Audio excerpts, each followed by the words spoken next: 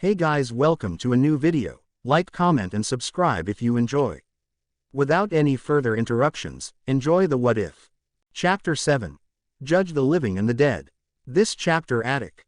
Naruto and everyone eventually found Philo since Naruto could detect her presence. Naruto was relieved that Philo wasn't hurt.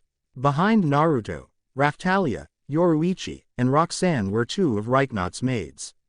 Naruto wondered, "What were you doing up here, Philo?" Philo looked at Naruto and said, "Mel-chan wanted to play hide and seek. She said I should hide somewhere I wouldn't be found and not come out no matter what." Philo looked down dejected, but she never came for me in the end. Philo looked up at Naruto, where is Mel-chan?"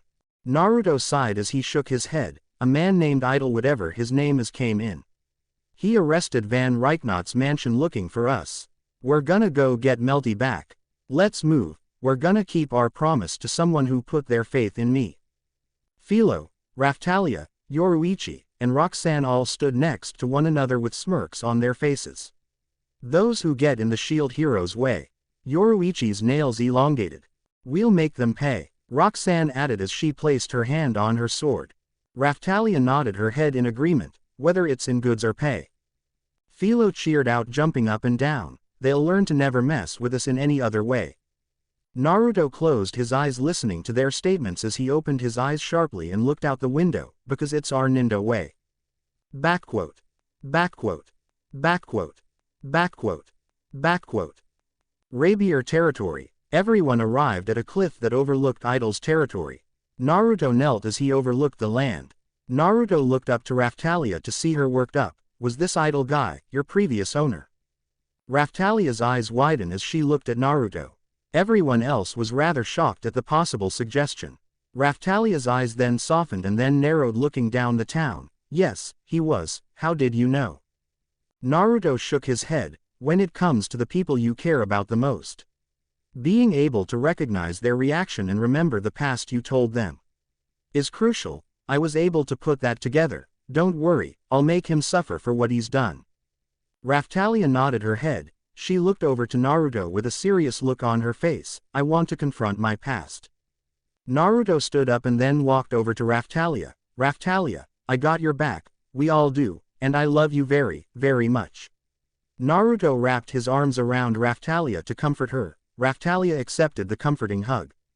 Before everyone knew it, they were all in one giant group hug, helping Raphtalia feel comfort. Just then they heard shouting and Naruto saw a group of demi-humans with pitchforks and other weapons. They were shouting that they wanted their lord back. Naruto simply said, "Anger for one person for revenge clouds their judgment." However, when you anger a mob of people comes together to fight for a cause, they're a force to be reckoned with. Raphtalia smiled at this. "It's great to see that they love Van Sama so much." Raphtalia was glad the people were fighting to get their lord back. Naruto nodded his head. "For now, let's take this as a way to sneak in. We'll attack directly at the heart of this so-called master, and show him what true punishment is." Backquote. Backquote. Backquote. Backquote. Backquote. Idle's room. Idle looked at Melty with a crazed look on his face. "I love that valiant look in your eyes." Melty looked at Idle with her eyes wide, worried for her safety. Melty was ready to cast a spell at Idle if he tried anything. "I want to see it become despair and your face warp in agony. Let me have a good look at you." Melty's eyes shut with worry and tears began to well up inside. Just then there was an explosion. "Tch. What the?" Then a knight opened the door quickly. "Idle-sama. The demon of the shield has infiltrated the mansion. TSSSHHHHHMMM." The door was broken open with Philo butting her head through. The knight went flying along with the debris. Philo saw Melty. "Mel-chan. Philo-chan." Melty looked onward in shock. Just then from the dust, Raphtalia appeared. "Raphtalia-san." Melty saw the others come running past her. "Yoruichi-san. Roxanne-san." Melty went running up to them, but Idle grabbed her by one of her ponytails. Idle held up a saber to Melty's throat. "Don't move. Tail one step forward, and the princess's head will fly. You think we'll just let you do as you please?" The dust that covered the entrance dispersed as Naruto walked through it. Naruto scowled at the man. Naruto fished a tri-pronged kunai out from his pocket and held it in the air. Just then Naruto sent some chakra to the kunai and dropped it before everyone knew it. The tri-pronged kunai switched places with Melty, who was now safely at Naruto's side. Melty's eyes widened as she looked up to find Naruto right next to her, and he didn't even move. Idol looked at Naruto in shock, and just then Yoruichi and Roxanne lunged forward.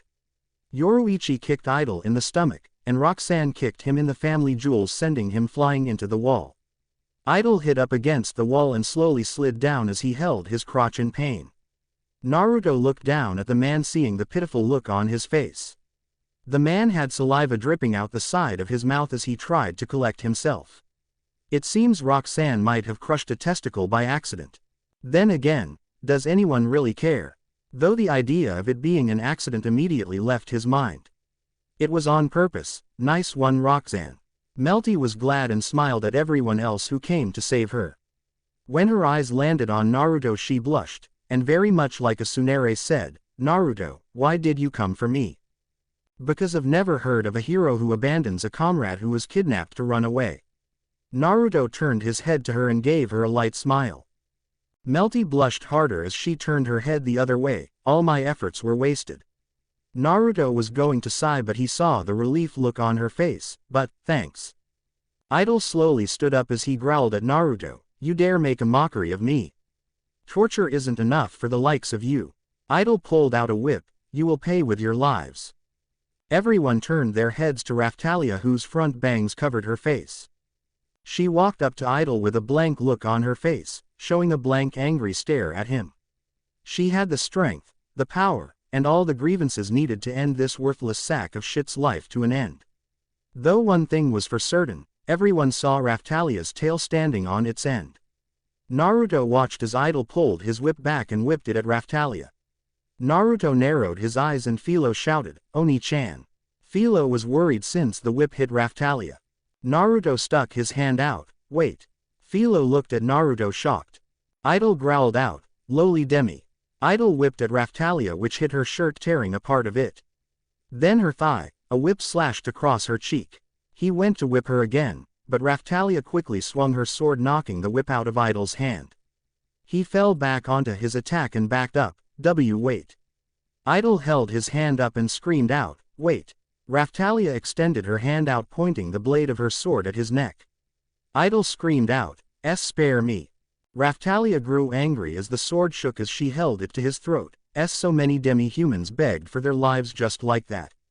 But you. Naruto watched as tears ran down Raphtalia's cheek. Idol once again begged, "Spare my life." Raphtalia pushed it closer to his throat. "After you killed so many demi-humans in your underground chamber, you think you can beg for your life?" Idol looked at Raphtalia a bit closer as he said, "You can't be one of those villagers I kept enslaved underground." Idol was shocked beyond compare. Wait. You lot would have died like dogs in the wild if I hadn't taken you in back then." Naruto glared his eyes again. "He's going to rot in a cell forever. I'll make sure he's made a prime example of those who decide to torture the innocent. I'll make sure he's a public display for everyone." He even tried to prey on Melty, filthy monster. I'm sure Queen Morelia and even King Dumbass would love to hear his old war pal was thinking of raping his youngest daughter.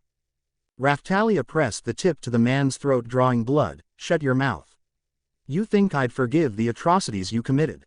I haven't." Raphtalia raised her sword. "I haven't. I could never forget." Idol quickly backed up and went onto his hands and knees. "I'm sorry. I'll apologize." Raphtalia raised her sword. "This scumbag. He took Rifana-chan." Idol pushed his head to the ground. "No. Please don't." Raphtalia's eyes showed anger and hatred appearing on her face. Naruto walked forward as he asked, "Raphtalia, killing him will not bring you closure. Instead, I have a better place for this piece of trash." Naruto walked forward as his eyes flashed to the Rinnegan, and Raphtalia looked at Naruto. Stuck his hand out as the King of Hell appeared forth, which Naruto allowed everyone in his party to see. This is the King of Hell who deems those who have done unjust things in life. He judges based on their sins and atrocities in the world. I will make sure he is personally arrested and he'll be forced to live in the same conditions as you guys did as slaves. Once he dies, I'll come for his soul. I'll reap him myself. and personally see to it, he is escorted to the deepest depths of hell. Because no amount of repenting, Raphtalia added in, will change the horrible person he is, the one who put so many demi-humans through hell, then killed them. Raphtalia tightened her fist, I will never forgive you, but knowing you'll be locked up and rotting away the rest of your life until you die of age. Makes happier knowing no one will ever suffer what I and those other demi-humans had to do. Raphtalia looked down on him even more so, if I were to kill you now by my blade, I'd be no different than you, and I'm better than you. So, I won't take your life. But now for the rest of whatever pathetic excuse of a life you'll have. Know that it was saved here by me, your once slave who was a demi-human. Just then Idol stood up and grabbed his sword, but Naruto appeared and stopped it. Naruto was using a single finger which shocked everyone.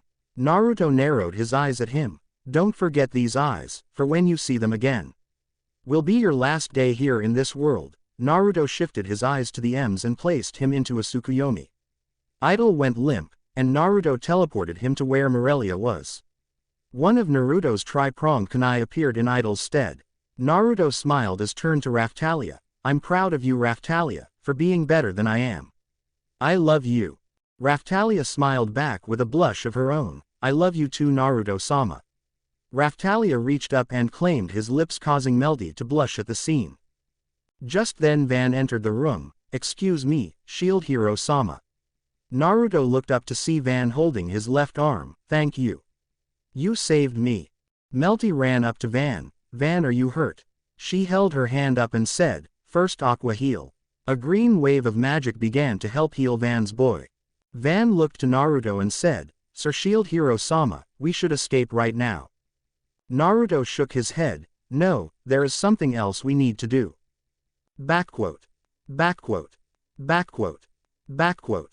Backquote. Outside of Idol's mansion, underground slave prisons.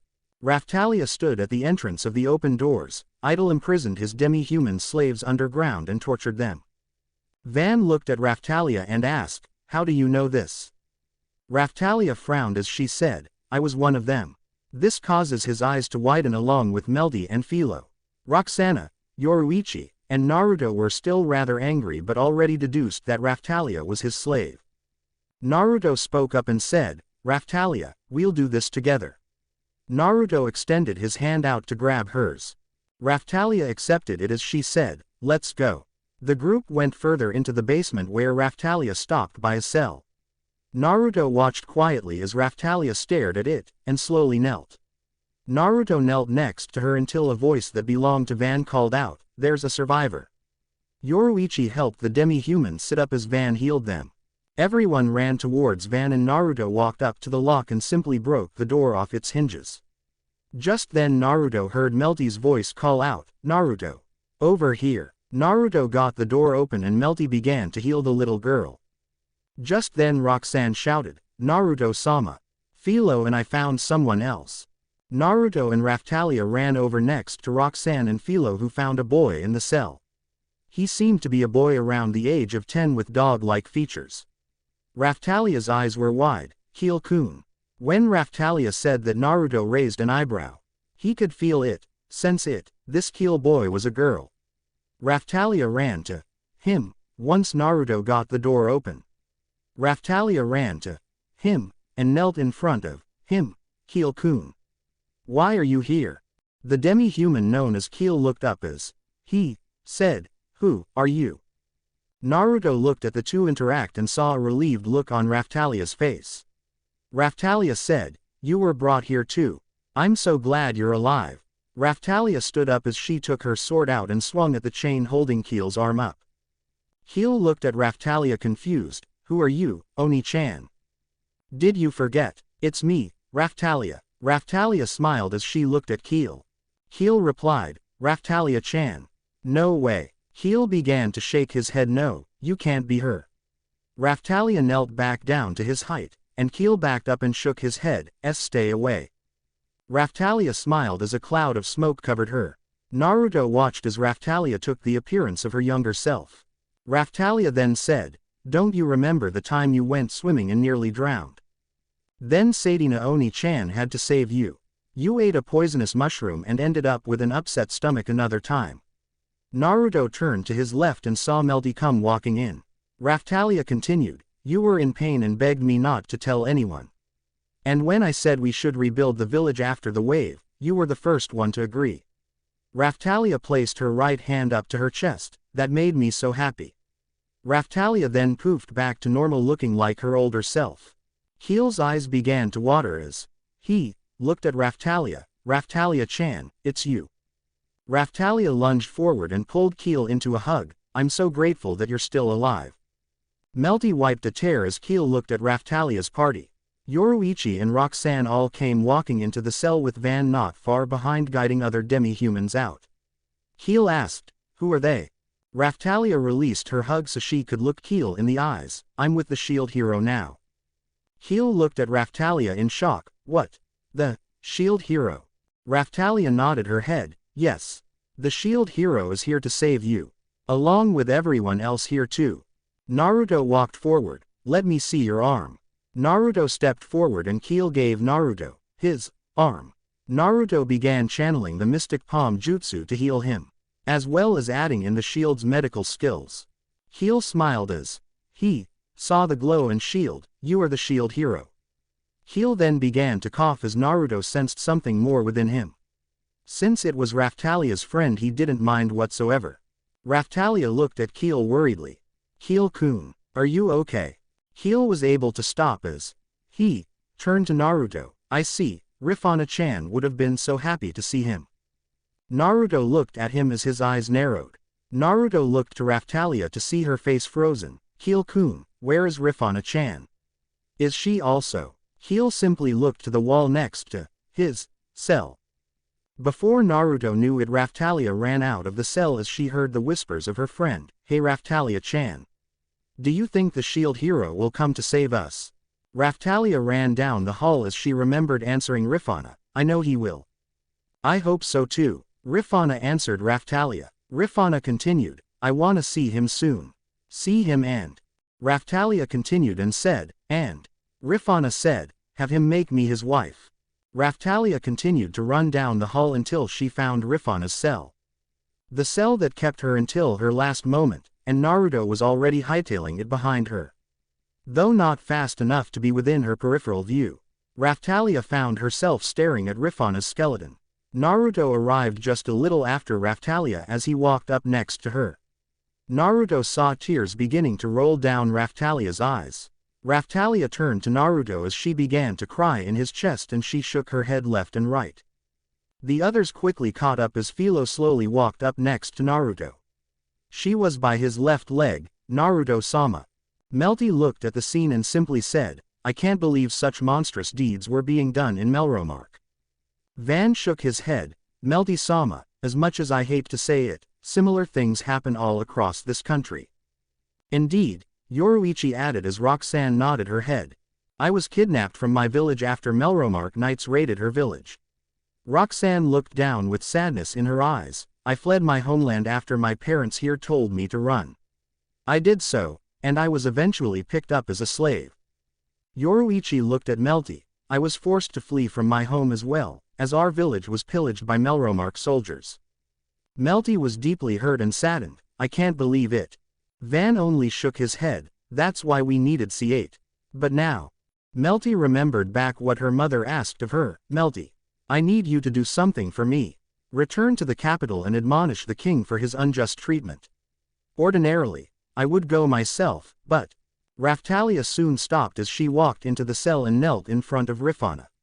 Raphtalia held a prayer kneel. I'm sorry I took so long. Raphtalia then opened her eyes. This was Rifana-chan. She was gentler and more graceful than me, and she'd always say she wanted to meet you, meet the shield hero. Naruto walked forward and placed a hand on Raphtalia's shoulder. Raphtalia, let's get everyone gathered up. So we can give everyone a proper send-off. I won't let them rest in a place like this. That way they can rest peace in a place where they'll be loved. I will seal their remains into scrolls. We'll bury them back in your village, Lorolona. Raphtalia then said, I hate myself, I couldn't protect anyone. Raphtalia pulled her hands to her chest. Before meeting you, I was powerless. I couldn't do anything. If only I was stronger, I couldn't keep everyone safe. Raphtalia hunched forward and shook. They could have. Heel, who was helped over by Van, said, but you did protect us. If you hadn't come to help, I probably would have died here. Heel grew weak and almost fell until Roxanne caught him. Heel continued, and the only reason everyone hung in there without losing hope was your smile. We decided to keep smiling, no matter how bad things got. Sorry, Raphtalia stated, which made Keel freeze up. I'm sorry, Keel-kun. I can't. Enough. Naruto stated, you're wrong about all this, Raphtalia. Raphtalia shouted, you're right. I don't have the right to walk beside you. Naruto grabbed her shoulders and turned her towards him. Shut up. You do. You deserve to stay by my side. Raphtalia, you and everyone else have kept me going. If you weren't there, I don't know what I'd do. You changed me to be the better person I am today. Naruto pressed his forehead to Raphtalia's. I love you. I need you in my life, Raphtalia. It's because of you that I decided to begin trusting this world again. You believed in me back then that I'm here right now. I got to meet Philo, Yoruichi, Roxanne, and even Melty. Heel added in, yeah. It can't have been a mistake. I mean, you were so tiny, and now you've met the shield hero. Not only that, you're his girlfriend. You've become such a cool lady and come back to save us. Naruto turned his head to the left. Look. Two kids were standing next to Van, Yoruichi, and Roxanne. You were the one who kept those kids alive. Raphtalia looked to Naruto. Naruto-sama, I. Naruto smiled, reached his hand up and wiped a tear from Raphtalia's cheek. Naruto smiled at her. The others will rest in their home of Lorolona. Besides, for Rifana, I think you came just in time when I'm around. Naruto turned his head towards Rifana's skeleton. Raphtalia, gather up her remains, we'll clothe her. Then I'll make sure you keep your promise to her, that she will meet the shield hero. Naruto stood up and turned and began to walk out. I will only allow those who I love cry tears of joy and sing out happiness from their mouths. For those who wish to make it not so, I will rain down vengeance, justice, hell, and my fury upon my enemies. I shall show everyone who the Prince of Uzushiogakure, reincarnation of Ashura, next sage of six paths, Kyuubi Sukunabaikona no Kami, the shield hero. Naruto turned towards Raphtalia with a smile on his face. Who is Naruto Uzumaki is. Naruto began to walk as Raphtalia gathered the remains of her departed friend. The group ascended from the ground prison of a hell hole. Naruto and everyone still heard the rioting demi-humans. The demi-humans have gathered to get you back. You're gonna want to go tell them that you're safe and to go home. Just then the ground shook as Philo called out, Naruto-sama. Look. Everyone looked over to see a knight kneeling at a monument. He held up what seemed like a rosary. The knight held up the necklace. Oh, God grant me the power to rend the devil asunder. Van looked in shock. No, don't tell me. The heroes of the past built that stone monument to seal a monster away. That knight is trying to release that seal. I wonder if Idol gave one of his knights the incantation to dismantle it. The knight finished as the ground began to crack and separate, which had a purple glow coming from the ground. The knight smiled evilly as he said, go on and destroy everything. You are free from your confines now, beast. The stone monument broke apart as a giant beat took its place. The beat roared out as the knight said, for Idol-sama, devil of the shield. You can't stop me now. If I can kill the devil of the shield now, maybe God will bless me. Just then there was a large earth spear that shot up from the ground. The giant beast was impaled by it and hoisted up into the air. The knight turned around to find the beast he summoned impaled and up almost 300 feet into the air. Naruto stuck his finger out as little chakra arms spun a mini-tailed beast Rasenshuriken along with a truth-seeking orb in the middle. Pest, disappear. Naruto's fingers chucked it as the attack flew towards the beast. The attack then slammed into the beast as a large dome blew up around it, disintegrating it to nothing. Naruto growled out, I don't have time for your childish games. Naruto extended his hand out as a bone appeared from the palm of his hand. All-killing ash bone, Naruto mumbled. The bone rocketed towards the man impaling him. He quickly began to crumble up. He then fell over dead. Everyone looked at Naruto. This was a brand new technique that Naruto didn't use yet. Naruto looked at them and replied, "What? It wasn't gonna let this beat ruin the moment." Just then a person appeared in front of Naruto and his group. Naruto looked at her curiously. She had silver hair with thin streaks of light blue, cut in a short bob with 3 tufts of hair standing up vertically from the crown of her head, like cowlicks. Her eyes are red, and her face is small and well composed. She's dressed in a red and white gothic Lolita-style dress and white sock-like silk boots. She's about the same height as Philo. The person said, "For introductions, I am Fatoria. I am the queen of all Philolials all over the world." Melty looked on in shock as she moved forward a bit. "Fatoria. You're her. I heard centuries ago, a hero of the time is said to have raised a Philolial. Her name is legendary." Naruto raised an eyebrow, and Fatoria said, "Please follow me to my forest where you may rest. And as well collect yourselves from your recent experience." Naruto had no qualms, so he turned to Van, "Take Keel, the kids, and your people back home, we'll accompany Fatoria." Van nodded his head and left listening to Naruto. Backquote. Backquote. Backquote. Backquote. Backquote. Fatoria's forest. Everyone soon arrived and Fatoria waited for them to ask questions. Philo asked, "So, can you turn into a Philolial then?" Philo did so by transforming into her big size. Fatoria nodded her head, "Yes, I can, but I'll show you another time. Thought it will take dozen times longer than a normal Philolial's lifespan, so don't worry yourself over it. So, now it's your turn to introduce yourselves, Shield Heroes Party." She must be really old then if that's what she's telling us. Naruto sighed, deciding that introductions were in order. Naruto went ahead and introduced himself. "I am Uzumaki Naruto, Shield Hero. As well as a former shinobi of the Leaf." Raftalia introduced herself next. "My name is Raftalia. Nice to meet you. I am Roxanne Yeager, but I am actually from Naruto-sama's world. I was Kasumi Uzumaki until I passed and was reincarnated here." Roxanne gave a curtsy.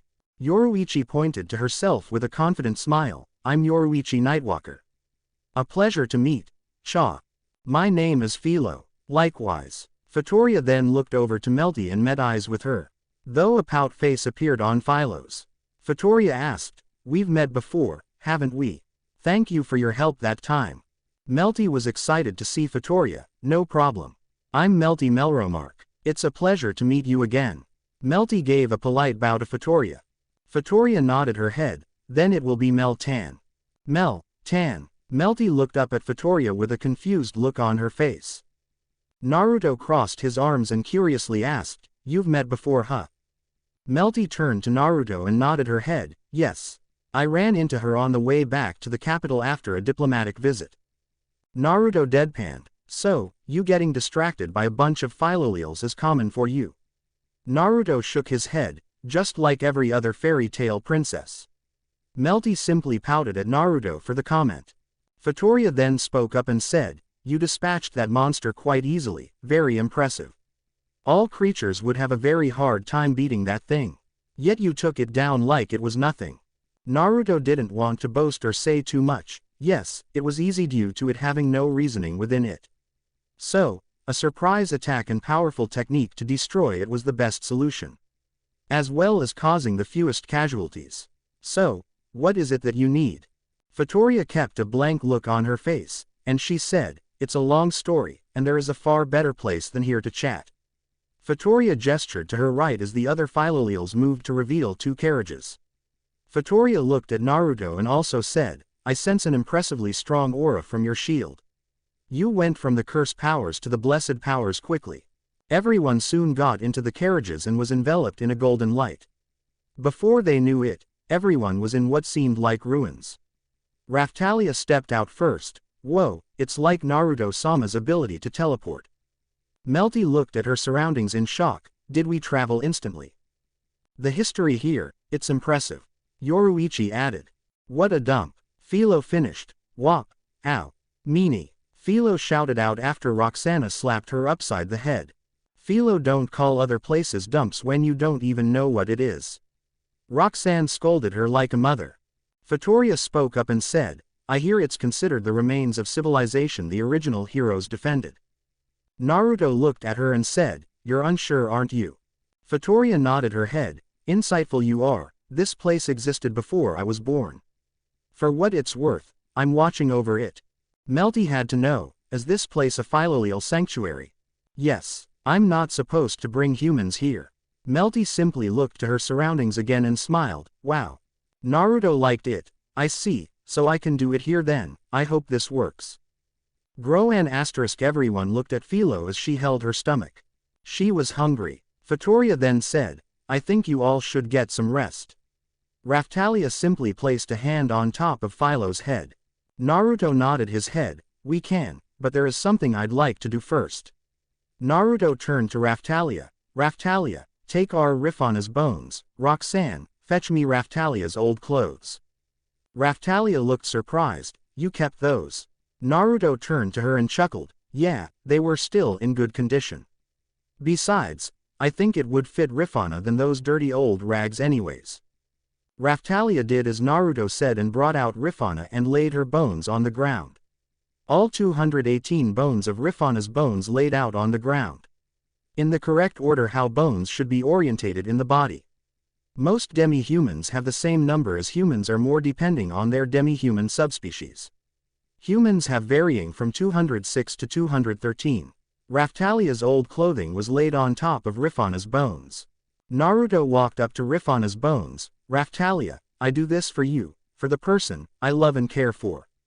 I shall not let this world take any more from you, especially not your friends. Naruto was soon enveloped in a golden chakra glow.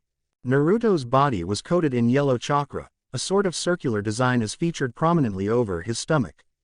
The whisker-like markings on his face become thicker to resemble the trigram. 6 Magatama markings are present on or around his collar. Various other dark designs appear along his body, sometimes densely enough to give the appearance that he's wearing a body suit beneath the yellow coat. A pattern consisting of a Rinnegan-like marking above 9 Magatamas also appears on his back. His eyes become yellow, and his skin does not glow along with the rest of his outfit when activated. As well as the 9 black truth-seeking orbs floating behind him. Along with the sun mark on his right hand which is also infused with the moon mark. The power he absorbed after he killed Sasuke. Naruto turned to Raftalia. Raftalia, so I can give Rifana her body, I need to know her appearance. Once I get that, I'll restore her body the way it used to be. This technique relies on imagination, and I need to know what she looks like. Naruto's eyes morphed to the Sharingan that put Raftalia in a simple jutsu. She gave him the image of what Rifana looked like.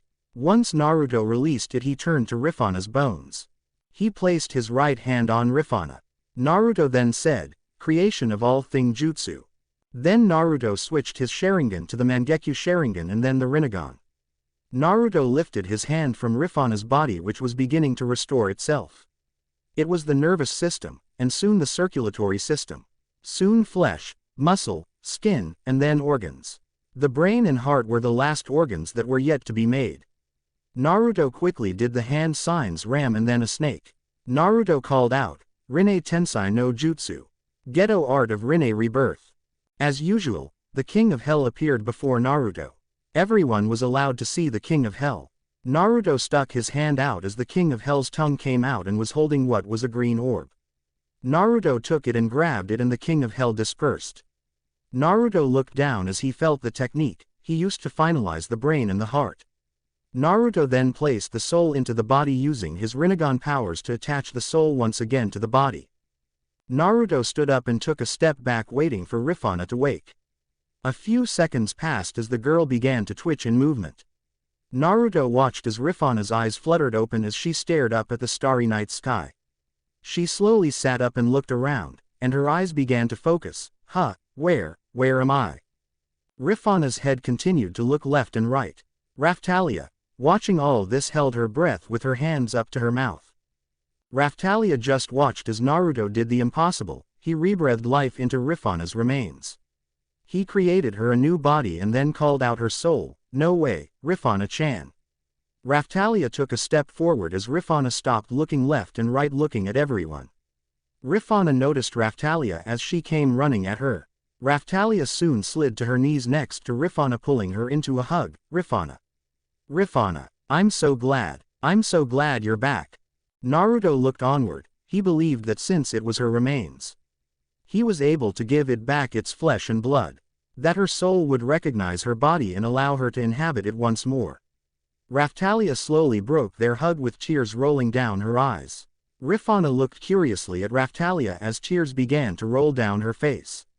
Rifana reached up and placed a hand on Raphtalia. Raphtalia, is that you?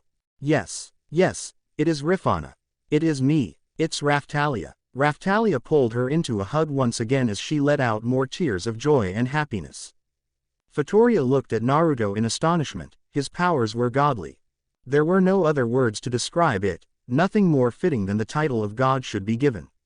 By no means should anyone have this ability to do what he just did.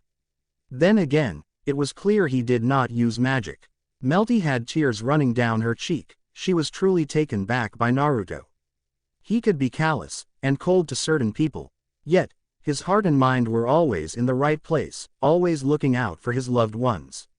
He was willing to do anything to give them life once again.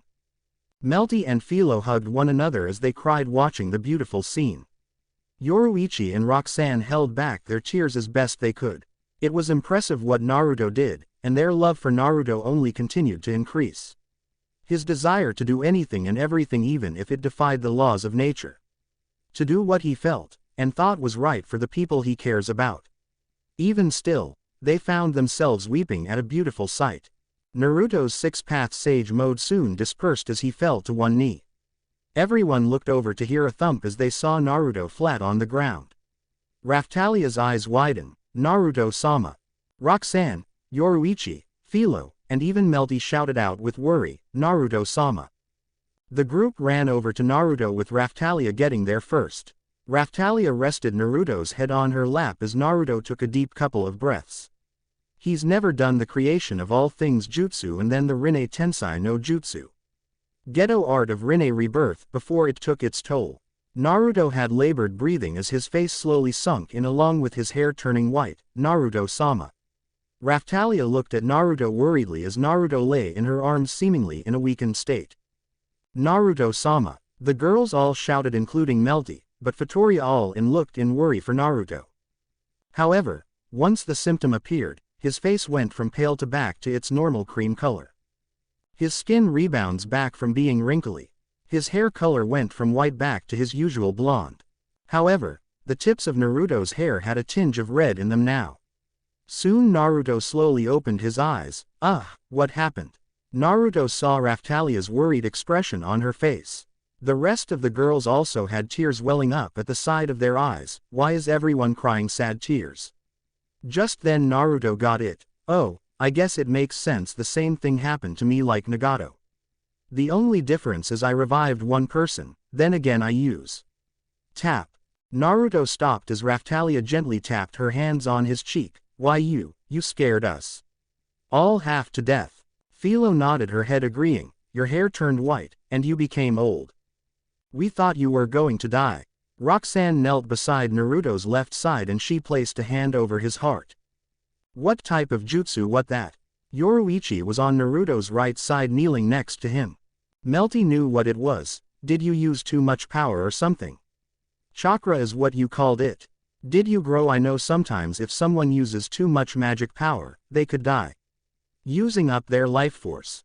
Futoria added in, different abilities and powers that perform miracles and that go against nature often come at a terrible price. I can feel it. You've spent almost all your energy. Yet, none of your life force was lost. Impressive. Naruto nodded his head. I can't move my body, but my chakra is slowly replenishing itself.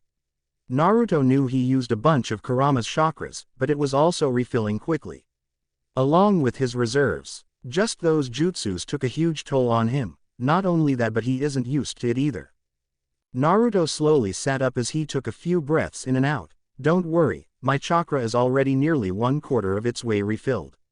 Growl **. Naruto looked down at his stomach as he felt a bit embarrassed. I guess I'm also quite hungry as well.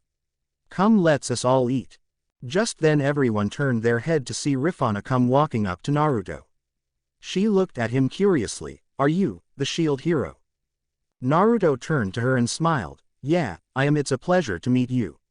I'm glad I was able to bring you back. Then I know it makes Keel and Raftalia very happy.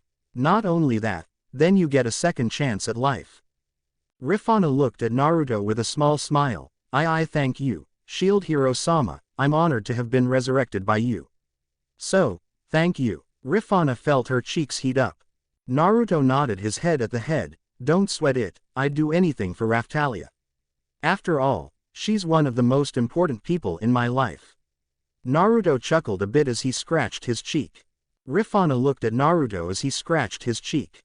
Then back at Raftalia as she blushed as her tail wagged back and forth.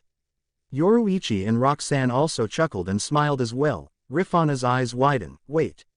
No way. Raftalia-chan, are you dating the Shield Hero Sama? Raftalia quickly choked on her saliva at the sudden question. What? Well, yes. Raftalia's cheeks turned bright red as her tail began to wag quicker. Rifana pouted as she crossed her arms over her chest. No fair. I said I wanted to make the Shield Hero my husband. Naruto deadpanned. Sorry kid, but you're a little too young for my tastes. Especially the little princess over here, Hirokawa-san wants me to marry her. What? Melty's eyes widened as she turned to Naruto as he blatantly stated as if it wasn't an issue. Naruto raised an eyebrow. Your mother never told you. What? Backquote. Backquote. Backquote. Backquote. Backquote. One mental breakdown overload. Dinner later. Everyone began to eat the dinner that Naruto prepared game they'd killed, cut up, and he sealed away for later. Everyone helped pitch in as Yoruichi, Raftalia, Rifana, and Roxanne got herbs from the forest, Melty water, and Philo got rocks to help start up a fire pit. Naruto filleted the meat to prepare for supper. Thought before everyone knew it, they found a bunch of Philolials staring at them. It's great, but I feel a bit guilty. Naruto looked at all the other Philolials. Yeah, same here. It's weird. Roxanne chuckled nervously. I mean having them watch us eat. Yeah, Yoruichi said with a light smile while her cheek twitched. Philo turned to Fatoria. Isn't Naruto-sama's cooking great? Fatoria nodded her head. It is great. Melty looked at them and smiled. They're like sisters. Naruto chuckled and said, yeah, they do. They even eat in the same sloppy manner. Rifana looked up at Naruto and asked, Naruto-sama, do you think I could join you? Naruto looked at her and Raftalia wondered what Naruto would say. Naruto closed his eyes and sighed. I don't mind, but it means you'll go through my rigorous training. I need to catch you up to speed with everyone else. Yeah, then I can grow, level up and become an adult. Then be your bride. Rifana cheered out happily which Raftalia deadpanned at. Though, Raftalia was wondering just how many more people he was going to attract. Naruto looked at all the other Philolials as he stood up. Alright, I'll make you all some too.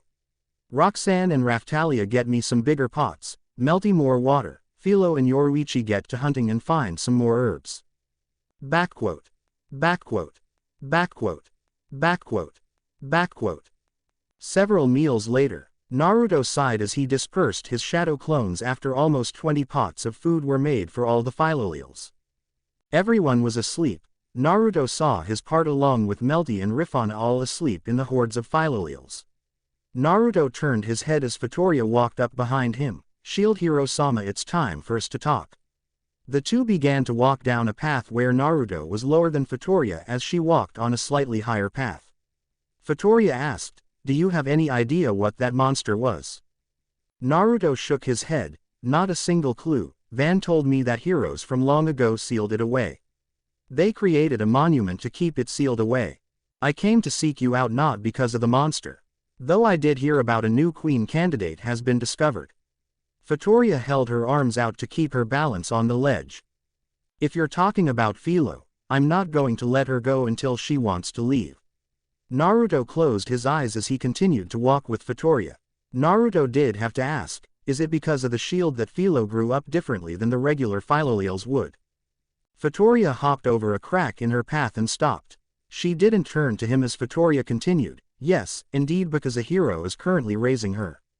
Fatoria turned to Naruto and asked, tell me, why was the seal removed? Backquote. Backquote. Backquote. Backquote. Backquote. Deeper into the ruins. Naruto explained the story of the idle idiot along with how a certain part of the crown made it difficult for him.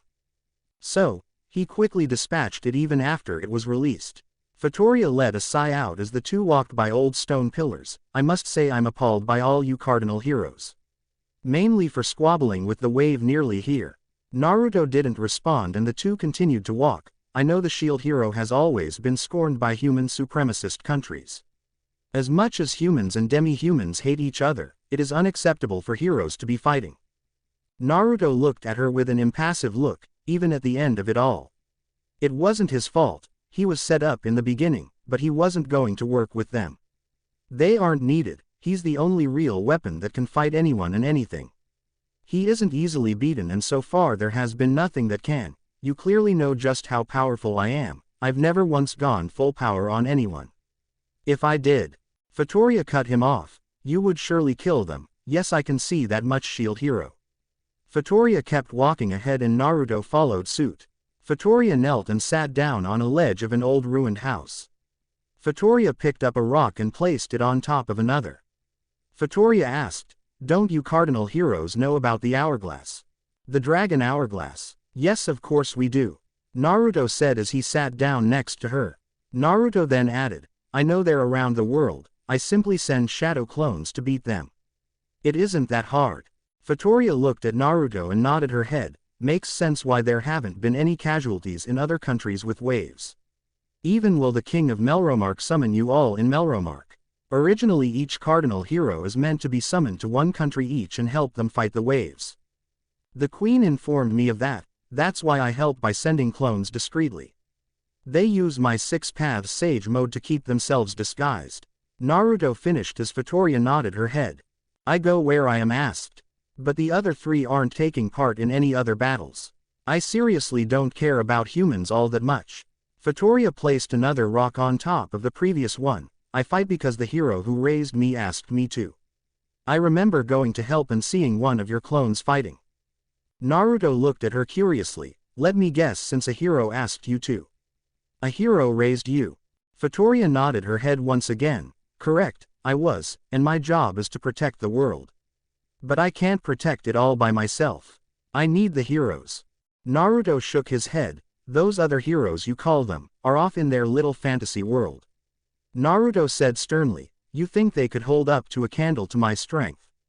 I don't usually boast, but even using 0.05% of my strength against them wouldn't even be a match against them. It is a slaughter. For now, I can handle them on my own.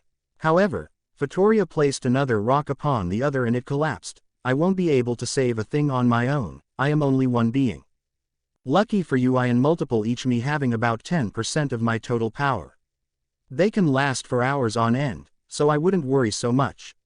Naruto smiled as he looked up at the moon. Nothing can be me unless there is another Otsutsuki in this world too. Vittoria looked at Naruto confused, but the words he says have merit. Naruto is a powerful individual. It was clear to her already that Naruto far surpasses her power. Heroes are supposed to work together. That is an absolute necessity to protect the world. Naruto shook his head. No way. The entire country, mainly the king and first princess, and those guys want me gone. Hell, dead I bet even. Besides I'm more than enough for the waves, and even you. Don't doubt that I can do this with just me and my party. They're all going to continue to receive the same training as I went through. I wouldn't be surprised if they're already more powerful than the other cardinal heroes. I know what's happened, and I get the gist of it. Even then heroes shouldn't fight amongst themselves. Vittoria repeated once again. Naruto shook his head. It's the fact I won't ever work with them again.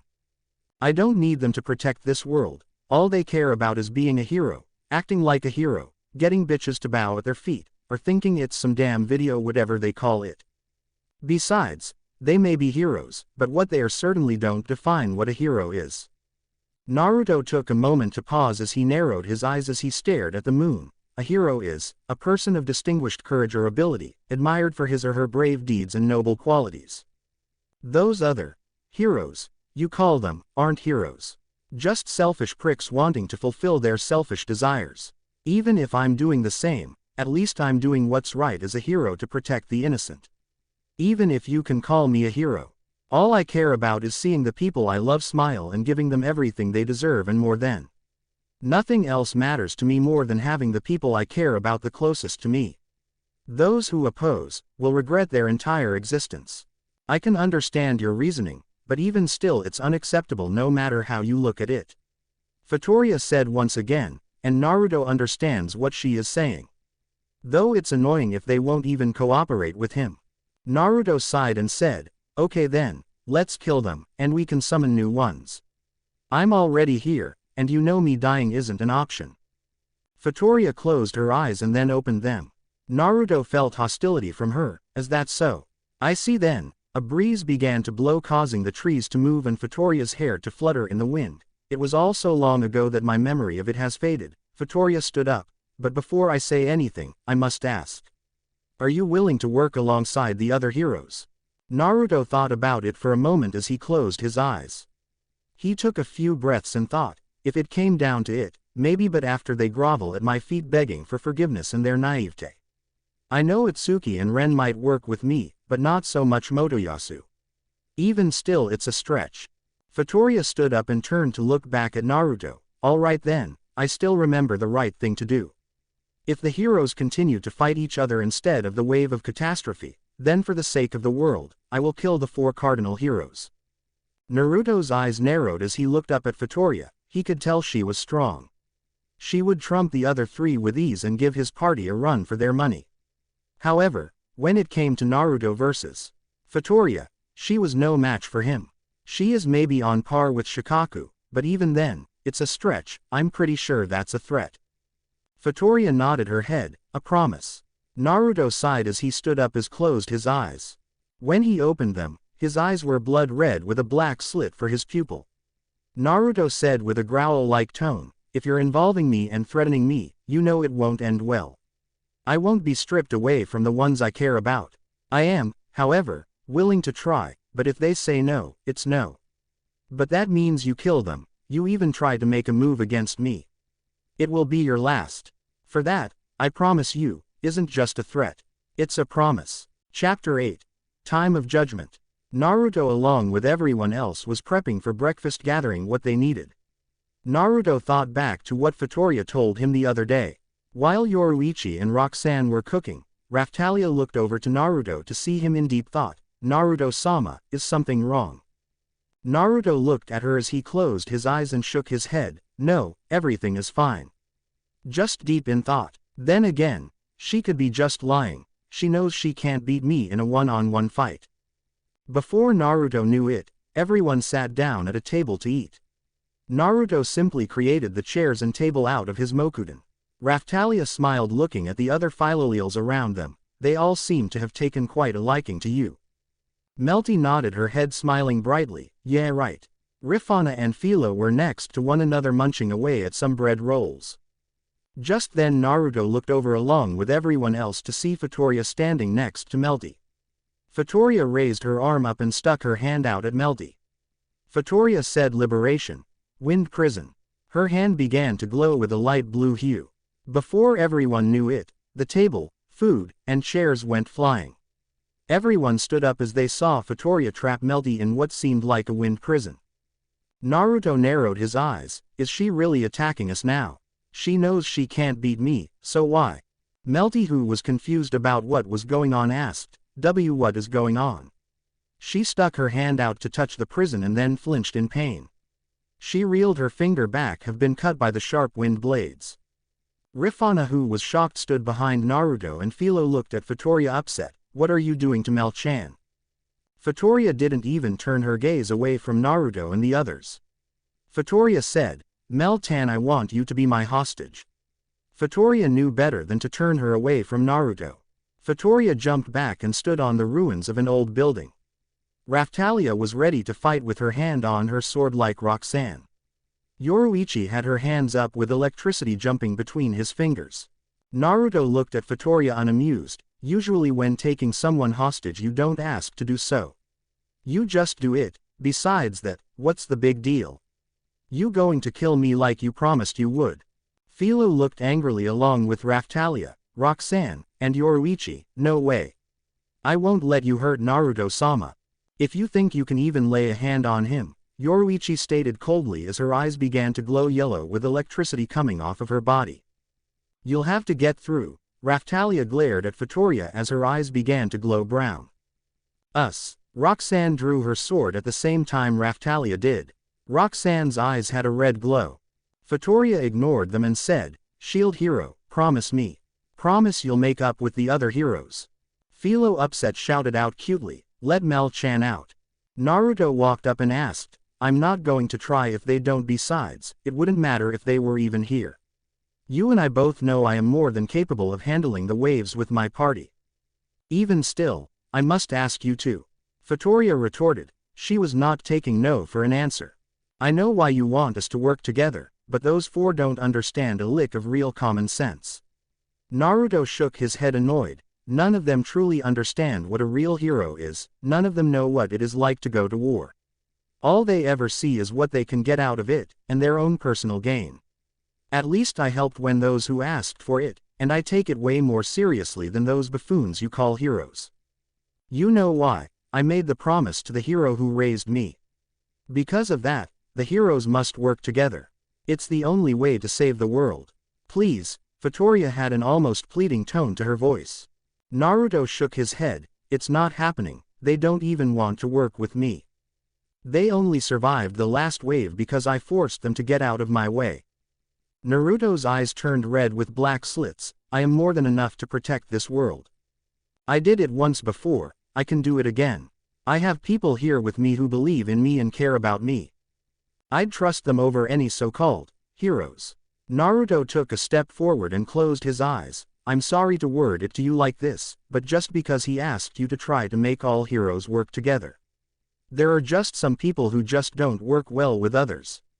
I have no issue working with people, but it's only the people I trust and want to work together.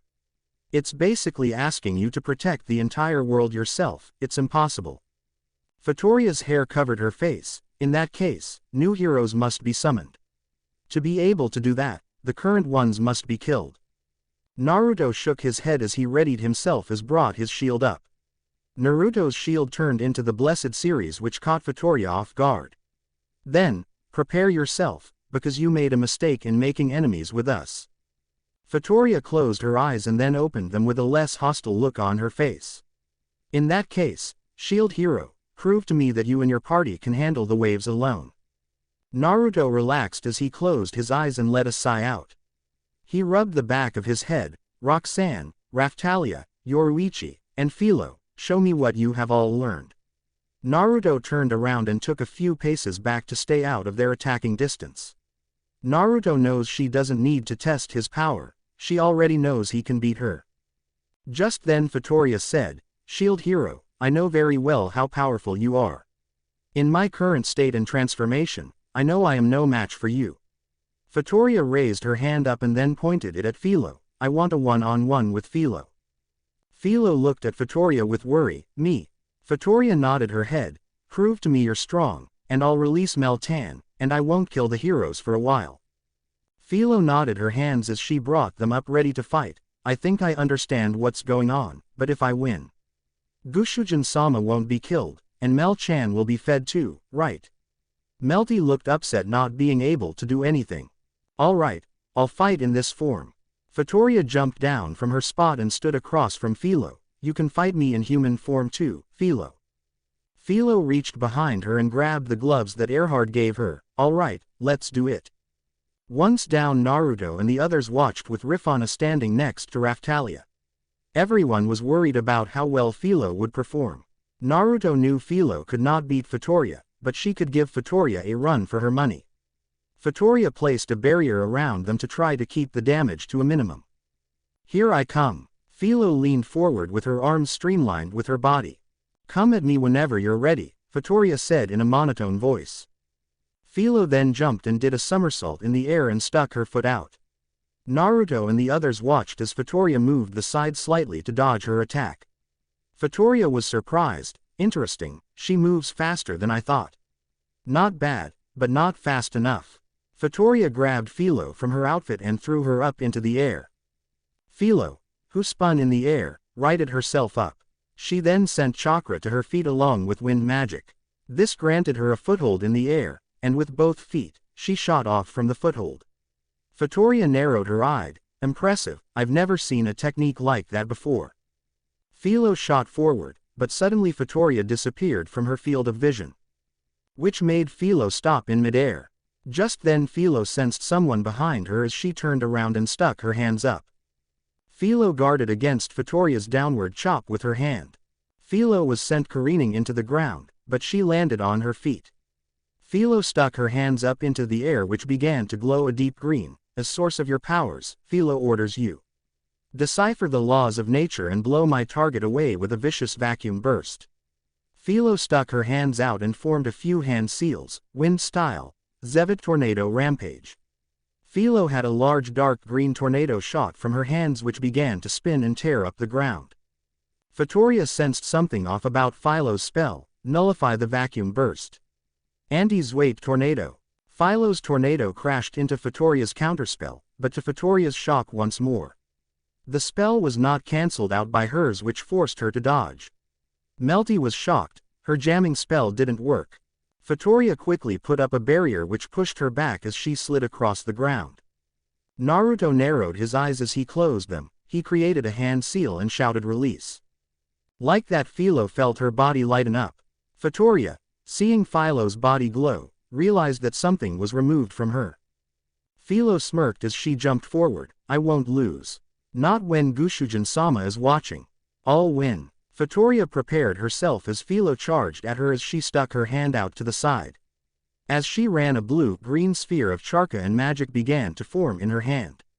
Before Vittoria knew it, Philo disappeared in a burst of speed as she sent chakra to her feet. Vittoria sensed Philo behind. Vittoria put up a barrier, but Philo was already bringing the attack near Vittoria. Philo shouted, take this. Zweit tornado.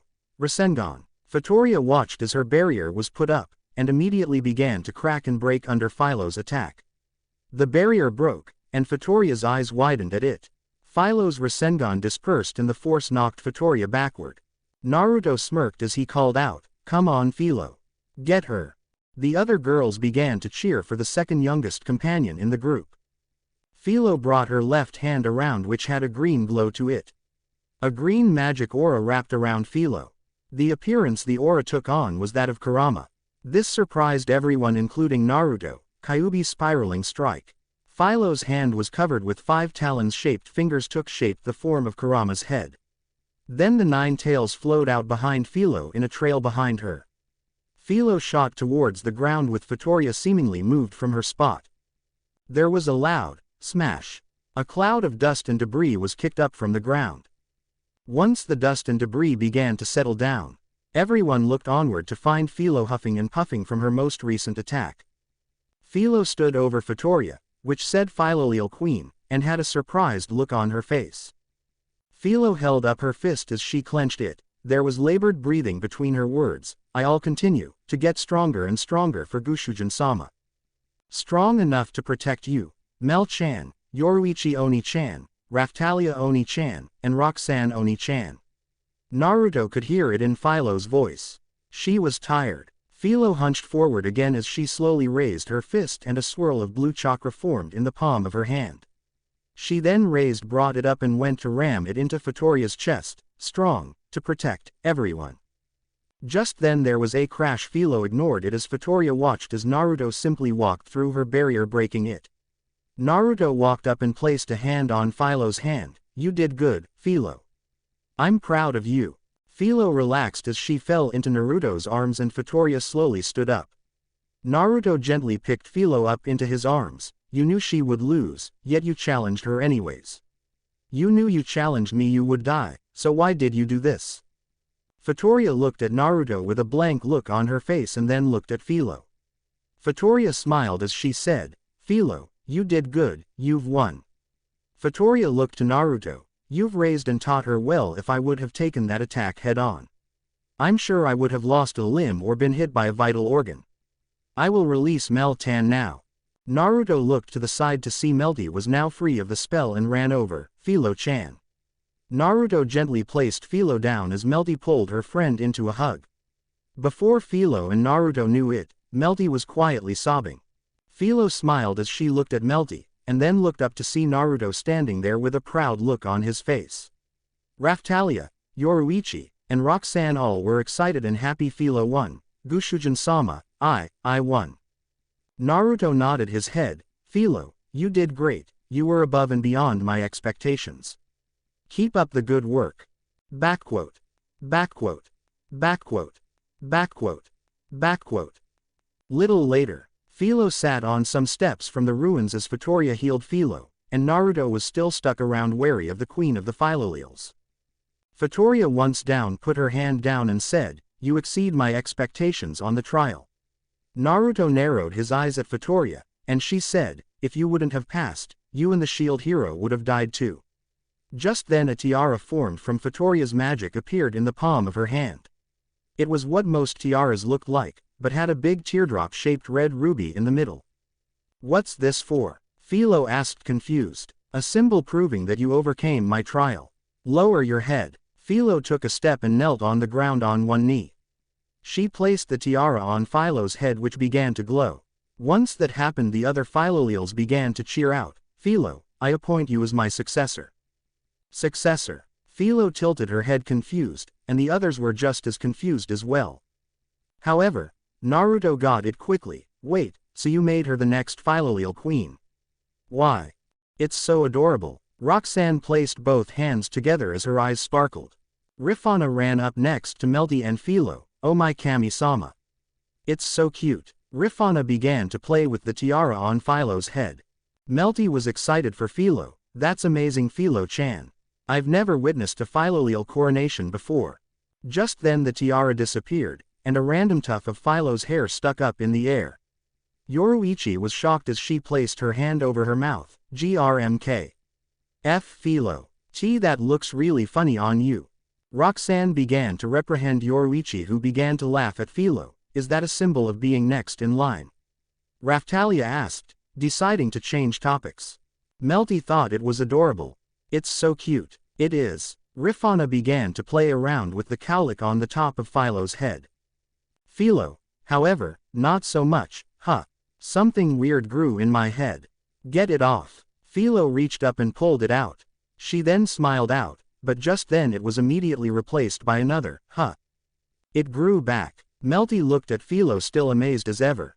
"It'll keep growing back, so get used to it. And you'll gain more of them as you grow." Philo pouted at Fatoria. "Am I gonna look like you?"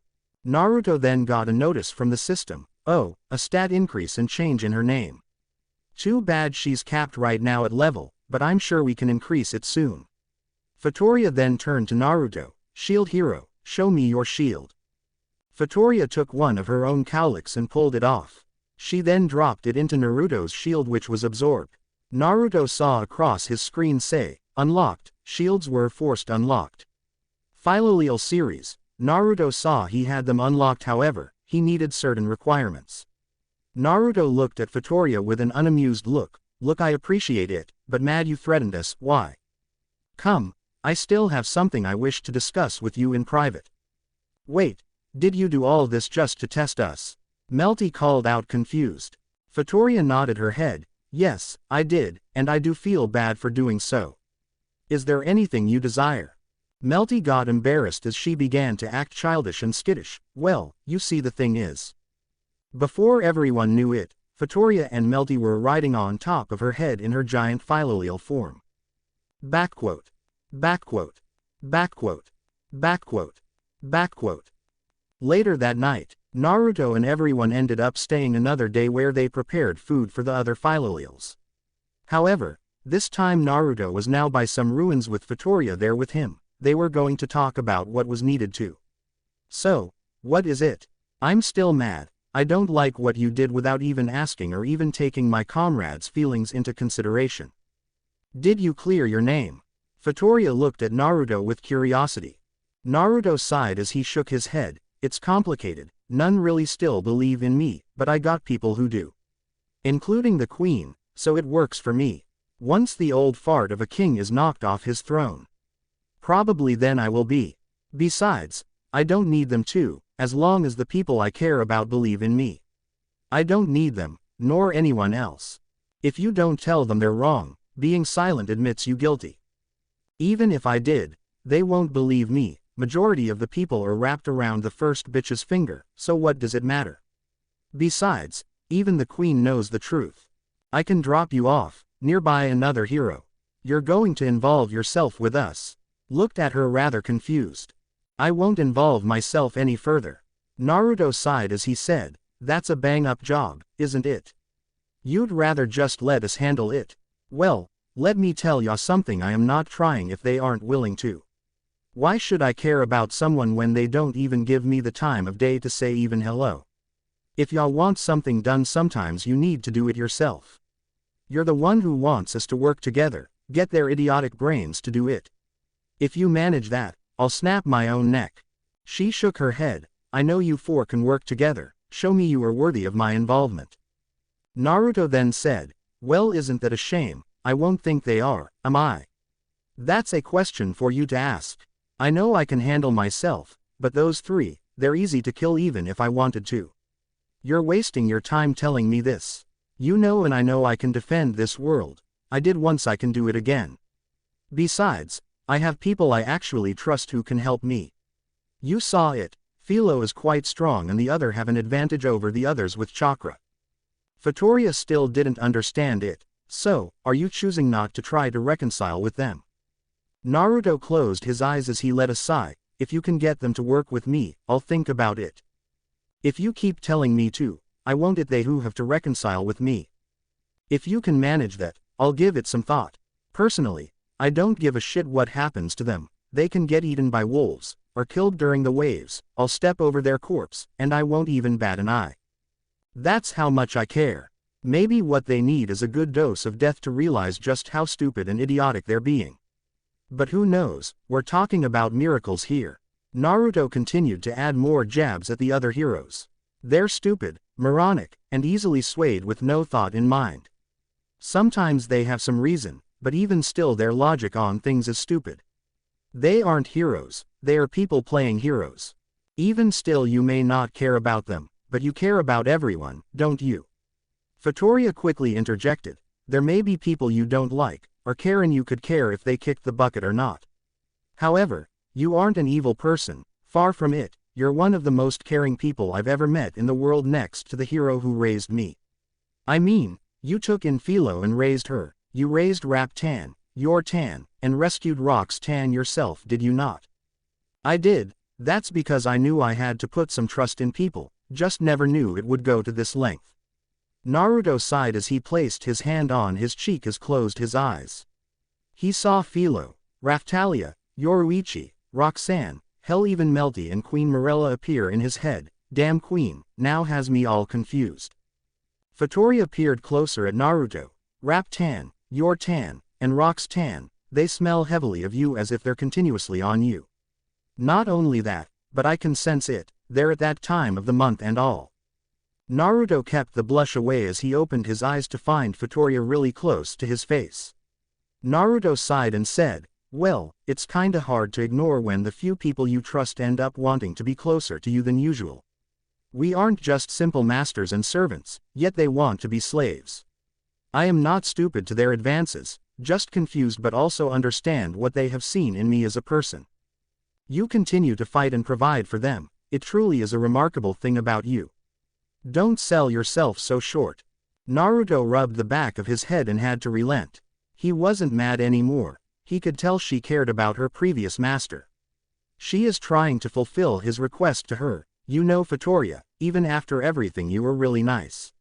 Which caught Futoria off guard as she remembered back to her previous master telling her the same thing. Soon Futoria laid her head down on Naruto's lap, which surprised him. I'll try my best with the other heroes, I can see they need extra motivation. No matter how Naruto looked at it, if Futoria wanted them to make up. It wasn't his job to do so, they were the ones who were too blind. If she really wants this, then she should try to get them to work together with her. Otherwise, things will never change, and Naruto just might give them a chance. Well, of course, after they grovel at his feet begging for forgiveness. Backquote. Backquote. Backquote. Backquote. Backquote. Near the kingdom, The group appeared out in the forest leading towards the main kingdom. Naruto looked around and walked over to space and took a scroll out. He summoned their wagon and Philo walked over happy to see it. Wow, you guys weren't kidding, she really does like pulling it. Rifana walked over to find Philo smiling happily as her wings flapped. Raftalia gave a polite bow to Fatoria. Thank you for taking us out this far. Yes, it's a big help, Roxanne adds in giving a polite bow. Naruto sighed as he looked at Fatoria. Are you sure we're near one? Fatoria nodded her head as she looked up. Yeah, I sense one. Fatoria looked at Naruto and said, Shield Hero, please take care of her. Naruto's face relaxed as he smiled. Of course, she's one of my precious people, no way I'd leave her behind. The group soon got into the wagon with Philo pulling it, and the others in the back while Naruto drove. The group continued until they came towards a large gate where soldiers stood at. Motoyasu stood there awaiting Naruto and his group to come. Naruto got out as he said, Stay back, that's an order. Naruto got up and out as he walked over and stood about 10 feet away from Motoyasu. Naruto narrowed his eyes at Motoyasu. I'll ask once on the behalf of the Philolial Queen Fatoria. Let us pass, we have no reason to fight you. Motoyasu's hair covered his face as he said, Is that all? Naruto said nothing until Motoyasu raised his head angrily. Is that all you have to say, Devil of the Shield? Motoyasu spun his spear in his hand and went to stab Naruto. Naruto simply stopped the spear with the tip of his finger. Naruto shakes his head. Even after all this time, I don't know how you got out. It must have been on the king's orders. I'm sure the queen was told to have you two locked away until she could return. Am I wrong? Motoyasu grits his teeth. That has nothing to do with this. I was given orders and a pardon by the king. Since she is in her absence, she. Fool, this place is a patriarchy society, where the queen's words overrule the king's. Are you that stupid? Now let me through, otherwise, I'll blow you away with a simple puff. Motoyasu, dumbly, ignored Naruto and growled at him. You're still using your brainwashing shield to enslave Philo, Raftalia, Roxanne, Yoruichi, Melty. And the queen. How despicable. Motoyasu brought his spear up and thrusted a lighting-empowered spear at Naruto. Naruto simply batted the spear away with little care. Fool. I can't believe you keep following these obvious lies. Motoyasu raised his spear. Maybe, I was brought to this world to stop you. A green glowing circle appeared from the tip of his spear. Meteor thrust. A large blue beam shot toward Naruto, who shook his head. He raised his hand up and flicked his finger forward. The blast of magical energy shot skyrocketing into the sky as it soon dispersed.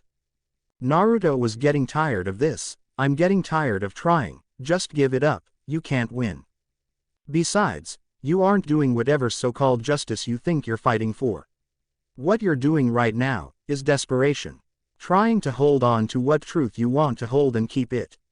Thinking you can justify your actions, that your actions are heroic, just, and right. Let me tell you something, there is no justification for your actions against something you don't even 100% know about. Even someone as dumb as you should be able to figure something like that out. Motoyasu grits his teeth. TCH. Were Ren and Itsuki really that insignificant to you? Naruto raised an eyebrow at this. I finally understand why you're really the devil of the shield. A demon. You tricked us by telling us to step aside for you. As heroes, and then, you are the scum of the earth. Motoyasu brought his spear up by using a sledgehammer with his spear. Naruto stopped his attack with 2 fingers holding the tip at bay. I'll make you pay. Naruto quickly parried the spear away with his shield and asked, What do you think I did? Search your feelings, you already know. Motoyasu thrusted again this time. Naruto realized he was aimed at a vital spot on his body. Oi, you're really going for the kill here. Naruto narrowed his eyes as he began to take him seriously. Motoyasu backed up and pointed his spear at Naruto. I'll make you pay for killing Itsuki and Ren. Naruto's eyes widened at this, as this was brand new news to himself as well. What? Killed them? I haven't even seen them at all. What do you mean? Trying to play dumb. Accursed devil. Motoyasu ran forward as the two collided with their respective weapons against one another. The two broke apart from their struggle as Motoyasu pointed at Naruto. You know exactly why I'm mad. You killed them both. Just then Melty walked up. What is the meaning of this? The heroes of the bow and sword were killed. Motoyasu growled. Monster, you did use it on Princess Melty. Naruto shook his head. Motoyasu, have you ever asked yourself what's the benefit of me killing them? Not only that, but have you actually seen their bodies? Motoyasu flinched as he took a step back. Of course, dumb fool, yet you accuse me when you don't even have evidence to back your claim. Let me guess, did dear old Malty tell you this? Just then Malty's voice spoke up. It's reliable information from an agent of the church. They said the devil of the shield unleashed a monster sealed in the center of town and killed Itsuki-sama and Ren-sama while they were distracted. Naruto shook his head and said, that's funny, considering I was the one that killed the monster. Ren and Itsuki weren't even there. Lies, Motoyasu-sama, beware of his lies, mainly his brainwashing shield. Malty smirked as she crossed her arms over her chest. Don't let the words of the devil of the shield sway you. Naruto glared at Malty. He was getting really sick and tired of her shit and charades of lies and acting. Just then Motoyasu shouted, yeah, got it. Melty looked at Malty and her eyes widened. Oni-sama, you didn't. Naruto's eyes widened. Wait, could have seen possibly. Naruto closed his eyes as he reached out with his senses using his sage mode. Malty held her hands up as a ball of light appeared in her hands. Now, it is time to battle. Just then the ball went up and grew bigger as a cage of lightning came up around everyone besides the soldiers. A lighting cage. Melty looked around worriedly. Indeed, a spell that traps the caster and target in an impregnable lighting prison. Malty smirked. She had Naruto now, she would end him for what he's done to her. Motoyasu held up his spear. I won't let you get away with this. Naruto shook his head and said, call me a devil of the shield, one more time. See what happens. Motoyasu charged at Naruto and raised his spear at him. Naruto simply said, it seems I need to teach the dog who the real alpha is. Naruto held his hands out to the side as his sage mode activated. Motoyasu came charging at Naruto as he thrusted his spear into him. Naruto stood there, as the spear slammed into his chest. However, the spear broke on impact, leaving the very shocked and wide-eyed Motoyasu. Naruto grabbed the shaft of what was left of Motoyasu's spear and pulled him close. Now heal. Naruto raised his free hand and grabbed Motoyasu by his throat. Naruto with one hand picked him up by his throat and then choked and slammed him into the ground, and lay down. Motoyasu's eyes widened in pain as he coughed up blood and spit from his mouth. He lay there on the ground as he placed both hands around Naruto's arm. Youm monster. Devil. Naruto leaned down closer to him. If really want this Motoyasu, I can play the devil, but don't say, I didn't warn you. Naruto created 3 shadow clones that charged Malty and his other 2 party members. The 3 ran towards them. This time Naruto's eyes were no longer in sage mode. His eyes were blood red with black slits in the middle. The first clone ran at the one with a witch's hat. He simply slammed his fist into her gut, knocking her out. The second clone ran towards the one with a hair color similar to Malty. One solid punch to her sternum knocked her out cold. The third clone appeared in front of Malty. She raised her hands into the air. As source of thy power and the next queen, I order thee. Decipher the laws of creation and drench my targets in a rain of flame. Zwait fire SQ. Bam! Malty's eyes widened in pain as she found Naruto's fist in her stomach. The clone smirked as he said, sorry, I couldn't help but realize how long your incantation was. So, I did as any good master would do. Put the bitch down. Malty fell to her knees as she coughed up spit and saliva as she lost her breath. Soon the 3 clones disappeared, and Naruto got off of Motoyasu. Naruto extended his hands out and said, girls, get them. Motoyasu slowly got up as he said, if you continue to side with him, I won't show any mercy to you. Raphtalia drew her sword and chanted, as source of thy power, I order thee. Decipher the laws of nature and conceal my target. Raphtalia charged forward with her sword raised above her head. Fast hiding. Naruto extended his hand out as a golden chakra head of Kurama came out from his hand. The Kurama head bit down and began to chew on Motoyasu. The girls slowly stood up as Malty tried to catch her breath. Motoyasu-sama. Soon the Kurama head withdrew as Naruto stole Motoyasu's SP and HP with the attack. Motoyasu stood back up and caught his breath. He cried out, I don't need skills to beat you. Rifana watching this was beginning to hate Motoyasu a lot by the second. Just then Yoruichi and Philo appeared next to Motoyasu. Hi quick! Philo called out and Yoruichi on all fours shouted lighting cloak. The two together then roared out, dual combo. Predator instinct. The two kicked Motoyasu into the air as they both launched toward him. Taking turns, kicking, slashing, and more kicking at Motoyasu sending him into the air. Malty shouted, oh no! Motoyasu-sama. Just then Raftalia appeared in front of Malty and swung her sword at her, got you this time. Whore. Raftalia then took a step back as Malty fell to her knees. Malty takes damage from Raftalia's special sword. A damned demi-human thinks she can strike me not once, but twice. How dare you? Motoyasu slowly stood up using the air of another summoned spear. How could you, force Philo, Raftalia, Yoruichi, Melty, and Roxanne fight for you? You don't get it, do you? When you have allies, they fight with you. No matter what. Besides, where does fairness come, when you're trying to kill someone for unjust reasons? Naruto stuck his hand out. Melty. Philo. Roxanne. Melty began to chant, as source of thy power, we order thee. Philo said her chant, decipher the laws of nature and bring forth raging wind. Melty. Bring forth a pelting rain. Strike my enemies with lightning thrown from the heaven. Roxanne shouted as lightning struck her from the sky.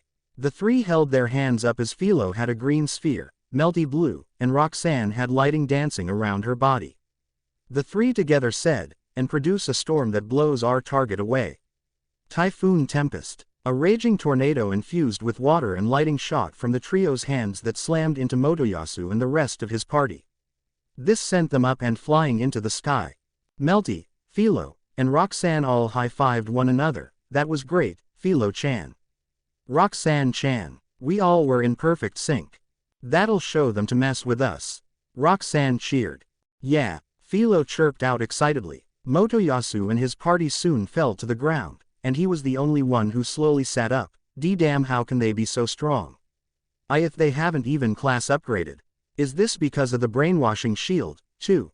Naruto shook his head. Just because you're at a certain level, doesn't determine how strong you are.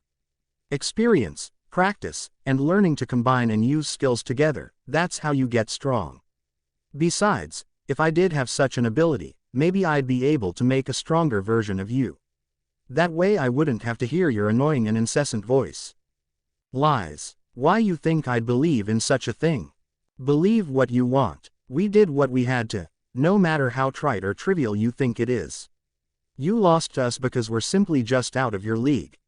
Face it, you'll never catch up to us, because you'll never understand us. Especially with what we all have gone through, we use our pain, love, hate, anger, and more to hone our skills. We use them to get stronger for one another, so when we fight for one another. That's what makes us strong, stronger than you. Lies. You're just trash. Human garbage. Motoyasu screamed back. Naruto smirked as he said, all right then, if we're trash and garbage, what does that make you? Since you lost to us. Motoyasu froze as he had no comeback for that remark. Naruto then realized something was off, the Melromark soldier who was here before. They were all gone, and Naruto sensed an attack from above. Naruto looked over to see Philo having a panicked look on her face. Gushujin-sama. The sky. Naruto looked up into the sky. I see, the soldiers around them were gone. They fled, and the only ones left were them. It seems you've been betrayed as well, Motoyasu. Naruto looked at everyone as he brought his shield up. A golden chakra cloak engulfed him with 6 black orbs floating behind him. This surprised everyone besides Naruto's party. Naruto held his hand up into the air as all 9 of the black orbs covered them and brought them all closed for a dense shield. Malty, not liking this, asked, what is going on? Shut up, Oni-sama. Melty chided her older sister. Just then there was a loud asterisk boom as Naruto's orbs were smashed with a laser beam-like attack from the sky. A few seconds passed after the attack, and Naruto dropped his cloak, and the black orbs went away. Around them, the grass was okay, but the earth seemed to have completely melted to almost like lava. Naruto was just as confused. He looked to Motoyasu and he was looking at Malty. Mine, what just happened? Malty had her hand up to her chin and was confused as well. That power, don't tell me. Just then there was clapping as everyone looked up from the entrance of the attack. A man stood there. Oh my, you take the high-class multi-caster ritual magic, judgment, head on and remain standing. He continued to clap. I'd expect nothing less from the shield devil. Melty's eyes widened as she said, the Pope. The Pope looked down at Naruto and said, do you realize what your sin is? My sins. Hey, please, I got plenty, but I'm still standing. Naruto narrowed his eyes as he glared up at the man. It's how you turn the people against its country. The lies in your existence in this world. Fret not, I shall purify you all in the name of Kami-sama. The Pope held his hands out to the side. Malty calls out, Pope Balmus. Do you realize what you have just done? You nearly killed the spear hero and the next queen. Pope Balmus ignored her and said, the spear hero's party and the next queen were killed by the devil of the shield. Or that's how the scripture goes. In other words, you are walking corpses. What? Motoyasu looked to Malty. Mine, what the hell is he talking about? Pope Balmus continued talking, and if walking corpses become real corpses, that just means all is right in the world. It is all as God desires. Nonsense. Raftalia shouted. Blasphemy. Yoruichi called out. Melty was shocked. That's some messed up logic. Reminds me of someone. Melty looks at her sister. Oh, you may rest assured. We have already planned a system of government to take the royal family's place. Pope Balmus continued to talk as if nothing were to go wrong. Your father was quite helpful in the funding of this escapade. What better use of him to tell him that the devil of the shield killed his precious daughters? That's nonsense. No one but this family can rule the kingdom. Malty cried out. Blasphemy. Royalty that abuse their power and mistreats the church, apostles of Kami-sama himself. Neither the country nor its people need such blasphemies. If anything, you are a pestilence. And the same goes for you heroes. We worship the ones who save the people and the world from the waves. But, the spear hero released a sealed monster upon the world, the sword hero caused an epidemic, and the bow hero tried to conceal his standing and hide from his duty. Heroes who cause harm across the country and damage the people's beliefs are nothing but fakes. Motoyasu's eyes widen. I did it because I thought it would help the world. Ren and Itsuki were trying to help, too. And you call us fakes? Pope Balmus sighed as he shook his head. Your foolishness speaks volumes. As did theirs, when they started investigating something beyond them. Investigating? Motoyasu said confused. The Pope brought both of his hands in front of himself, that's why Kami-sama's judgment fell upon them. He then extended them outwards. Wait a second. Didn't Naruto kill them? Motoyasu looked at Naruto. Balmus began to laugh at Motoyasu's comment. You've put on quite the amusing farce, but enough. He extended his right hand out, and a replica of Ren's sword was handed to him, for the false spear hero and for the devil of the shield. Clinging so desperately to life like a cockroach, Balmus brought the sword to the middle of his body. It began to glow. Let there be the purification of holy judgment. He raised the sword above his head, and, for this country, righteous order. Melty shouted out, Naruto. Be careful, that sword is. Before Melty could finish, Balmus pointed the sword at Naruto and his party and a beam of golden light came from it. Naruto put his right arm up and blocked the attack with his blessed shield. The barrier he put up lit up, blocking the attack. Impressive. This spell combines believers who follow him to give their magic. This could almost rival my full-powered Rasengan if they had a few hundred more people. Naruto turned his head to Melty in the midst of the attack and smiled at her. Don't worry girls, Rifana. Melty, this is something you should learn.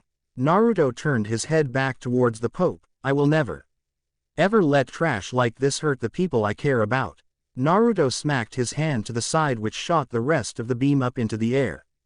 Balmus stopped his attack and raised his shield. For a devil, you are pretty tough. That'll be enough trial shots. Now face the real thing. The sword in his hand began to glow as it extended and took the shape of a spear. Melty had to hide her blush as Rifana simply cheered out happily after Naruto said that to her.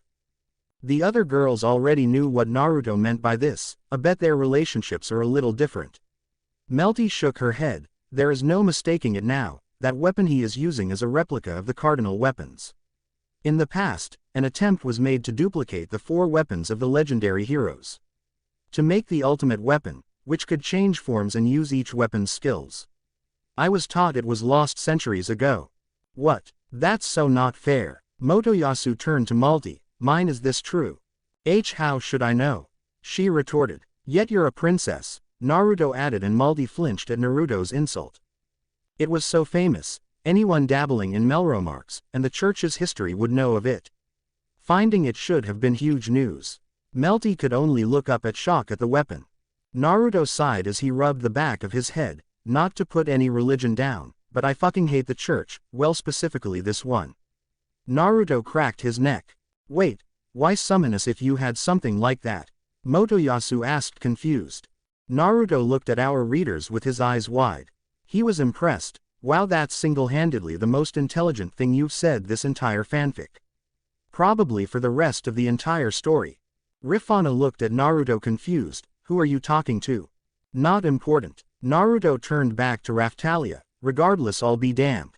Looks like I owe you that date, huh? Raftalia began blushing as she quickly looked away as Roxanne, Yoruichi, and Philo looked at her in jealousy, and Naruto-sama. Don't say such things. People could get the wrong idea. Naruto smirked as he raised an eyebrow. What wrong idea? There's nothing wrong with wanting to take my girl out on a date. This caused Raftalia's face to get a shade redder. It would put Malty's hair shade to shame. No fair, Raftalia Oni-chan.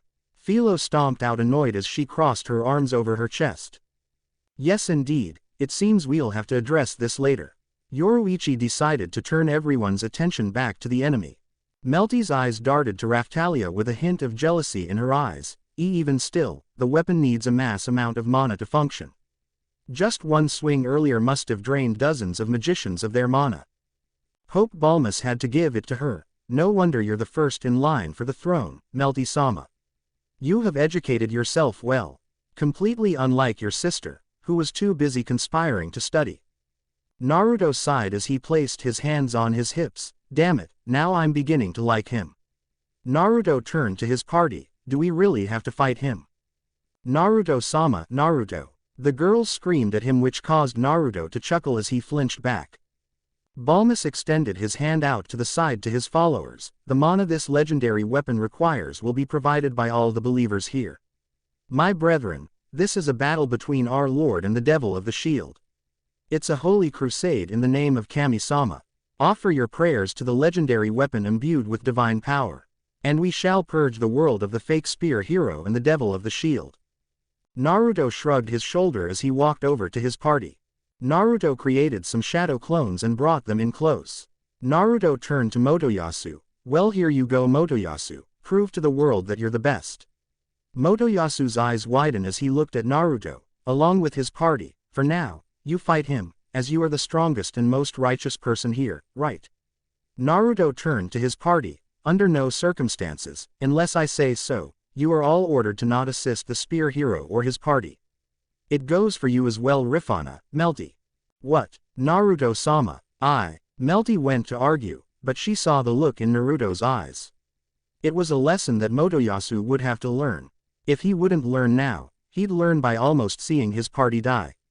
Melty trusted Naruto wouldn't let anyone die needlessly. As much as he hates them, I understand. Naruto walked over and placed a hand on Melty's head. Thanks for trusting me, Melty. This caused her to blush as he rubbed her head. Motoyasu turned to Naruto as he said, Hey, he's trying to kill the both of us. Naruto turned to him and said, Yeah, I know, just he won't be able to kill me. Plus, you don't need the shield hero, remember. I'm simply a criminal, a devil of the shield. I don't help just anyone, I only help myself. After all, that's what devils are, right? Monstrous, greedy, inhuman, and most importantly, selfish. Motoyasu ran up and grabbed Naruto with one hand. Come on. He'll slaughter all of us. Us, meaning your party and you. Naruto smacked Motoyasu's hand away. You need to learn, Motoyasu. You and the others created me, a devil of the shield. A monster, so much a monster that I brainwash all my friends remember. Nothing more than trash of the earth, scum, a waste of space, and more. Naruto turned a single eye to him which was morphed into the eternal Mangekyo Sharingan, you reap what you sow. As Naruto finished as he held up his shield, Motoyasu could only see in their Naruto's two glowing red M's. Yoruichi simply crossed her arms. If y'all left them to die, I wouldn't care at all. Roxanne could understand why, I guess, but even still people just don't deserve to die. Even if they do you wrong. But I still support what Naruto-ni wants. I trust Naruto-sama is making the right choice. Raphtalia sat down and closed her eyes. I hate the spear guy. Philo showed her point of view on the matter. I don't know what's going on either, but I trust you're doing the right thing, Naruto-sama. Rifana threw her 2 cents in. Melty closed her eyes and soon opened them. I trust you, Naruto, after all you've proven time and time again. I'm sure you have your reasons. For Motoyasu, words of what Naruto said to him in the past began to echo. You have fun fighting the waves. I'm not helping you at all. I'll help the people who deserve it. Unlike you ungrateful people, you all can go fight them yourselves. Who said I was in it for the glory and just for myself? I got others to worry about. Honestly, I could give a damn about glory. In the real world, there is no glory in the path you're leading down. Will only be glory, misery, loneliness, sadness, and death. There's one life on your conscience now, Motoyasu. How many more will it take before you get it through your thick skull? How many lives will it require? Yes, I could have easily saved him, but I promised. Don't you all remember that I'd never help you again in the waves? However, I did say I will take this one on by myself, but you cannot help out. Motoyasu's eyes widened as tried to take a step forward but were unable to do so. He tried to speak but no words came out. He tried to simply breathe, but no air came in or out. Motoyasu turned his attention to the Pope, who was still gathering mana from his followers. Motoyasu shook his head. Naruto. Come on. I can't do this alone. I need your help. You lost requesting me to help you a long time ago. You can't ask me for help, only I tell you to get out of my way. Naruto sneered out, annoyed. He wasn't going to budge at all. Malty placed her hand on her hip. Who cares about him? The Pope will pay. He will pay for the sin of turning against the next queen with his life. The 2 mages next to Malty held their hands out for a spell. As source of thy power, we order thee. As source of thy power and the next queen, I order thee. Decipher the laws of nature and burn my target down. Zwait fire. Motoyasu held his spear out and shouted, let's do this. Burst. Flare lance. The fire that was added to the tip of Motoyasu's spear shot out a spear-pointed firebolt attack. The attack slammed into the Pope, dust was kicked up, and soon dissipated. Did we get him? Once the dust cleared, Motoyasu saw the Pope holding the spear in his hand and was glowing. The attack did nothing. How deplorable. Balmus stated, unamused. Instead of gracefully accepting Kami-sama's mercy, you pointlessly continue to resist. Motoyasu spun his lance, making a circle, and then wrapped his spear in it. Meteor thrust.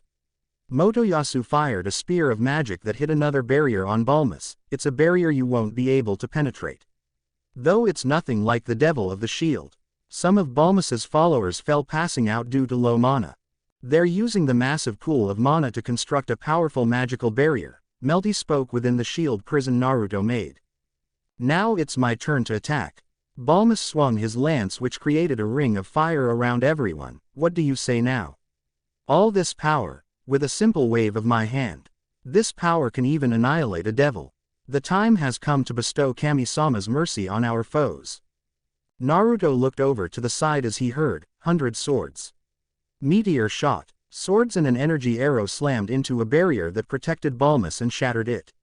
The Pope fell to one knee as a follower walked up to him concerned. Pope, are you okay? Balmus looked up using the staff to hold him up, looking onwards in shock. Those skills. Naruto turned his head along with Motoyasu to see Ren and Itsuki standing at the top of the crater they were on. Looks like we made it on time. Itsuki said with a smile on his face. The two then came sliding down into the crater as Malty smiled. Ren-sama. Itsuki-sama. You guys came back to life? Motoyasu asked, confused. Ren shook his head. Don't think we die that easily. Ren walked forward and slammed his sword into the ground. 100 swords. Magic swords came up from the ground and fired at the bishop. He created another barrier that deflected the attacks. Balmus said to his assistant, have half of our magicians focus on generating the barrier. You sure? It'll cause a long delay in the mana supply to the weapon. They'll need time to understand their sins and realize they must pray for the mercy of Kami-sama. As you say, Your Excellency. Itsuki raised his bow and fired off multiple arrows of red magic, which all hit a barrier. That's annoying. Motoyasu looked at the two and asked, wait, how are you guys here? Ren looked to Motoyasu and said, we almost got killed, but that's all. Their attempt failed. Itsuki and I didn't trust the Three Heroes Church, so we began investigating them in secret. One of our party members found a secret file in the cathedral's archive. It mentioned the existence of a replica of the cardinal weapons, so we decided to check out the place where it was hidden. They didn't like that. The Three Heroes Church lured us to a fake shrine and tried to assassinate us. We barely made it out alive thanks to a squad that called themselves Shadows, and said they served the queen.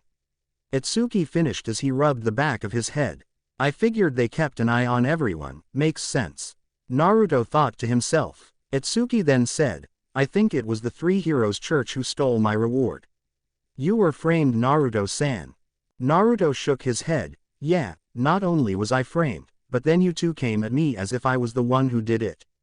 Naruto crossed his arms over his chest. You had no evidence to back your claim, yet you decided to blame me anyways. This caused Itsuki to flinch at Naruto's response. So, you were framed. That's really. Motoyasu looked at Naruto, but Naruto stopped him. You idiot, don't you get it? They're the Three Heroes Church. Don't you realize they only follow the spear, sword, and bow heroes? Of course, they would frame me as the scapegoat. Naruto shook his head. Sometimes the idiocy of Motoyasu has no bounds. Not only that, you were just trying to kill me not that long ago either. Let's do this, Ren-san. Itsuki drew his bow. Got it. Ren brought his sword up as the two charged the bishop. Balmus simply swung his spear, which created a wave of fire. Ren jumped over it and stepped on rocks to get over. Itsuki drew his bow and said meteor shot. Layers upon layers of barriers were put up by Balmus. Each barrier was slowly broken and Ren jumped into the air. He had his sword above his head as he shouted, meteor slash. He slashed his sword down as he clashed weapons with Balmus's. This caused lighting to spark between as Balmus was pushed back. Balmus felt weak as he looked down at his staff. That took too much magic. His followers look onward in shock. The Pope's weapon. Will he be all right? Ren spoke up and said, the Queen's punitive force will be here soon. Okawa-sama is coming, Melty said with shock as a smirk appeared on Naruto's face, which everyone in Naruto's party noticed. Naruto sensed her when he sensed out for Ren and Itsuki. Yes, a shadow tipped us off. Itsuki looked at Melty. Itsuki looked back to the Pope. Surrender at once, and I'm sure the Queen will have mercy on you. Drop your weapon and surrender. Ren demanded from the Pope's followers. The crowd began to chatter. Punitive force. What is happening? Just then Balmus stood up. Fret not. As I said earlier, this is a battle between Kami-sama and the devil. Of course, it will be difficult. However, our victory is guaranteed. After all, we are the ones blessed by Kami-sama. The Pope holds his right hand up. The Queen's punitive force is nothing to fear. And it matters not how many false heroes gather. They are no match for our legendary weapon and our faith in Kami-sama. Yes, let's keep going. Eventually, I can become Kami-sama. I will be everyone's new Kami-sama they pray to. Pope, we'll follow Kami-sama and you to the end. The crowd began to cheer and cry for their leader. Motoyasu looked confused. What is going on? We're the legendary heroes. Itsuki said, well, let's teach them a lesson. If words won't get through to them, we'll have to fight. Ren prepared his sword. Motoyasu nodded his head. Yeah. As much as I hate it, this is an emergency. Motoyasu turned to Naruto. Come on, we need your help. Ren stepped forward as he said, shall we, the four heroes? Itsuki stood next to Ren. Present a united front. Motoyasu did the same thing, but Naruto, however, had other plans. Naruto said, Melty, you provide magic support along with Roxanne. Got it, understood, the two said in unison. Just then Ren looked at Naruto. Naruto, what are you doing? Naruto handed Raftalia and the others some round balls. You think I'm working with you idiots? Remember, you all lost the privilege of me helping you. Hey, don't be selfish at a time like this. Motoyasu took a step towards Naruto. Naruto narrowed his eyes at Motoyasu, which stopped him dead in his tracks. I have no reason to trust any of you, let alone fight alongside you. Especially coming from the guy who just tried to take my head off of you a while ago. I even refused the fight, there was no reason to. Itsuki chimed in, but don't you think it's far too selfish to fight alone in this situation? Is it selfish to want to live? Is it selfish to want to keep the people around you close? It is selfish to fight for what you believe is right. Is it selfish to want to love? Naruto spat out angrily, whenever the time is dire or when you want something of me. You all gang up and call me out for being the odd one out. When I have every right to deny helping you. Why do you think I don't want to work with you? When all you guys have ever done was ridicule me or hate me. I think it's selfish of you to ask me to help you guys after everything you've ever done to me. You all could burn and die in a ditch, I wouldn't even bat an eye walking over your corpses. The only thing I care about are the people I love, and the people who actually gave me a chance and gave a damn about who I was. You all lost that trust in me at the very beginning, I gave you all chances. Yet you broke it repeatedly. If I were to trust you now, who's to say you won't stab me in the back? Hell, wouldn't you all be scared if I actually tried to kill you? Not once did I ever try to kill you. May I have taken things too far and badly beaten you to a pulp? Yes, but I never went out to kill you, I'm not a murderer. However, I am a survivor, and protector of the people I care about. Trust takes years to build, seconds to break, and forever to repair. Remember, trust is a privilege, not a right. No, you'll die for sure, and you'll die framed for a crime you didn't commit. Are you okay with that? Motoyasu came walking up to Naruto to try to persuade him. Raftalia stood up and she glared at him. You, of all people, have no right to say that. Melty, Roxanne, Philo, and Yoruichi all nodded their heads in agreement as Rifana looked onward in confusion. Philo simply said, "Spear guys so annoying." Naruto narrowed his eyes at them. You're the ones who did what you wanted and thought this world of a game. Not only that, but you all had your own selfish goals and desires you wanted to be fulfilled. Malty, who went with the church's schemes and did whatever the hell she wanted, is most at fault. You're just as guilty for being a gullible bumbling idiot. Me manipulating Motoyasu-sama, stop making baseless accusations, Malty shouted out appalled. Naruto looked at her dryly as he said, says the one who wanted me to. Shut up, Malty growled at Naruto as his face turned red. Wait, all I did was trust a member of my party. Motoyasu tried to defend himself. You mean to trust a member of your party without batting an eye to things? Her mistreatment of Roxanne, the way she slithers around like a skank gaining your attention to distract you. Naruto raised an eyebrow. He couldn't believe that Motoyasu was this blind, like how Malty tried to forcibly make Motoyasu the lord of a town. Without the town's consent, you stood there and let her do as she pleased. I even saw on your face that it wasn't right, yet you did nothing. It makes you a real coward, Motoyasu. Ren placed a hand on Motoyasu's shoulder. Naruto's right. Itsuki walked over trying to defuse the situation. There. Motoyasu feels bad about it, too. Motoyasu was glaring daggers at Naruto. Give him a break for me. Naruto shook his head. You two are no different. Ren, when you killed that dragon, its corpse caused an epidemic. Its rotten flesh poisoned the air and nearly wiped out an entire village. I don't know what video games are, but whatever you thought would happen. The dragon's body lay there as its corrosive flesh nearly killed children. Naruto turned his head to Itsuki. By the way, Itsuki, that village you did the secret vigilante adventure, forced people to become refugees and live in abject poverty.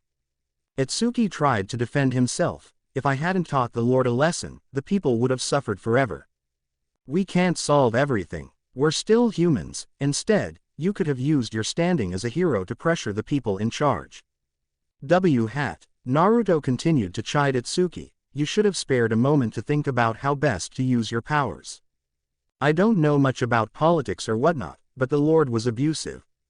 Instead, you should have asked him to treat the town better so that you'd also oversee the town yourself, that way people would have been treated better. Instead of being forced to flee their home. Naruto turned to his party, act when I give orders. They all nodded their heads as Yoruichi activated her lighting cloak, both Roxanne and Melty extended their hands out, decipher the laws of nature and grant my target water's protection. Aqua's shield. Melty placed a shield over Naruto, and Roxanne and Melty did the others. Naruto turned back to them, your thoughtless actions caused the church to think they could do what they want. Now they're threatening the entire kingdom. Not only that but used the king's powers, in the absence of the queen, to start a war. A war between the church and the royal family. Itsuki tried to argue back, then what were you doing, then? Sorting out your messes, Raftalia interjected. Philo added with a smile on her face, Gushujin-sama is always mad, saying he had to clean up after you. See, cleaning up, after us. Ren looked away in shame. Melty nodded her head, from what I was told by my Okawa-sama, it is true. Motoyasu turned towards Ren and Itsuki, why yeah it's all your fault. Itsuki shouted back, you're one to talk. I wish you would understand your current position a little. Instead of fighting, you just wrapped yourself around your girl's feelings. Ren shot back at Motoyasu, making him angry. Motoyasu took a step back and shouted, I'll leave the girls out of this. We're talking about all the trouble you caused Naruto right now. Naruto facepalmed, you all are so goddamn immature, you can't even accept the fact you messed up. You are all children. Naruto shook his head, I keep forgetting I'm working with children, you're all barely adults. Motoyasu, that shield you gave out, the entire town was overturned and caused a sickness that spread to children and parents. I only did it to help. Sure, but the legend said that the seed was dangerous. You would think that someone sealed it away for a reason. That it was to protect people. How stupid are you? You're a hero. The people are going to trust you. It goes to show just how much trust people give you because you're a hero. You were too blind to see it. You all let your hero's welcome go to your heads and didn't spare a thought for anybody else. You call me selfish. For every wave that came, you all embarrassed yourselves. You all struggled to fight together. Not only that but Motoyasu's indecisiveness and pride got someone killed. As the Pope says, it wouldn't be surprising if the people got sick of heroes like you. Philo added more salt to the wound, I don't entirely know what's going on, but I do know it's the spear guy's fault. Motoyasu was hurt by that, Philo-chan. Just then he got up next to her and said, don't say that. I was doing my best. Gushujin-sama was working harder, though. Sometimes your best isn't enough. Philo retorted to him. Dear me, how tiresome this has grown. You're fighting among yourselves in this situation. Our so-called heroes are an utter disgrace. You really should be cleansed at once. Fortunately, you have us time to generate enough mana. Balmus raised the spear as it began to glow. Farewell, fake heroes. And goodbye, devil of the shield. Naruto took a step forward as he walked past Motoyasu, Ren, and Itsuki. Naruto said, in all honesty, I don't even consider myself hero. Not after what I've done. Naruto clenched his hand. I had to kill my best friend to end a war, the only other person who knew what type of pain I went through. Naruto thought back to Sasuke. War changes people. Naruto looked back to the other three heroes. I bet, from the world you guys came from. I bet none of you have ever experienced what war really is. Let me tell you something, war never changes. Naruto summoned a golden chakra cloak around him with 9 black floating orbs around him. Naruto began to fly as he looked down towards his party. As much as I want you guys to help me, I want to show these heroes what it truly means to be a hero. Naruto flew in front of the Pope, who looked at Naruto in shock. A hero isn't someone who demands rewards from people, a hero does what they know is right. The hero gives their very life to serve the people because they know it's right. A hero is selfless and selfish at the same time. They made hard choices, and always have their interest in the best for others. The Pope glared at Naruto. He didn't know what power this was, but it was overwhelming. He raised his spear at Naruto and said, I won't be fooled by the mere devil of the shield. Balmus fired a beam of light straight at Naruto. There was a loud boom asterisk when the light died down. Naruto stood there unfazed and unharmed, which shocked the other heroes. What? That was Kami-sama's divine wrath. How do you live? Naruto looked down at Balmus. It's simple, I am far beyond whatever puny Kami-sama you pray for. However, if you have the backing of a Kami-sama, let his divine wrath yet to strike me down. Does that make me one? Balmus's followers began to spit out harsh words as they prayed harder for Balmus to kill Naruto. You fool. You think you can stand above Kami-sama? I am Kami-sama. I stand above all. My dear followers, praise me, revere me. All shall strike down this devil of the shield. Because I am the only one who can truly forgive your sins. I'll kill you and your friends along with your ridiculous queen and her family. Any who follow. Like Kami-sama says, sinners will not be allowed court. Kill them all, and let Kami-sama sort them out. Because I will be the new Kami-sama of this world. The spear in Balmus's hand began to glow exponentially as it brought down a giant bright light from before. Naruto sent up one of his orbs, which created a parabola-shaped wall and blocked the attack. Balmus laughed manically as he shouted, that won't hold up forever. You'll die. Die like the devil you are. Unless you bow to me and proclaim your new faith. In your new Kami-sama. The attack then blew up around Naruto, as the three heroes and Naruto's party looked worried. Melty even shouted out, Naruto-sama. Balmus chuckled evilly as he said, that's it, that's all you got. Devil of the shield, ahahaha, my wrath, obliterated you, now I'll obliterate you and your friends. Speaking of now being the new Kami-sama PF this world. Take the men who aren't followers. Kill them all, the women and children, if they do not repent for their sins. We'll lock them up, make sure to convert them by any means necessary. Because you will all bow to your new Kami-s. Balmus stopped blabbing as a clapping noise came from the smoke as Naruto floated there unamused. Naruto looked at Balmus and said, you know, you got some serious balls threatening the people I care about. Even the queen has shown me kindness. I shall not let you lay a single hair on her or her daughter Melty. Nor will I let you lay a finger on my party. Besides that, aren't there not supposed to be any other Kami-samas beside the main man upstairs or whatever? It was some biblical scripture or whatever I read. Didn't make many heads or tails of it, but there was a part that reminds me of this part. It's the sacred duty of the followers of Kami-sama to punish the demons, heretics, and a false god. Naruto's eyebrows went up as he said, oh, and you're a daft cunt. What? How? Why? Balmus looked at Naruto in shock and utter defeat. How are you not dead? Naruto glared at him as he held up his blessed series shield. Sinners will be allowed no court. Kill them all, and let Kami-sama sort them out. For the sinner who committed treason against the one true Kami-sama, your punishment will fit the bill paid in your blood. I sentence your soul and body of eternal agony and pain. I'll cast you down to hell as Kami-sama did so to Lucifer. Summon. Gates of the underworld. Everyone watched onwards, even the queen who was already there watched as Naruto chanted his spell. Morelia had all her men stand back.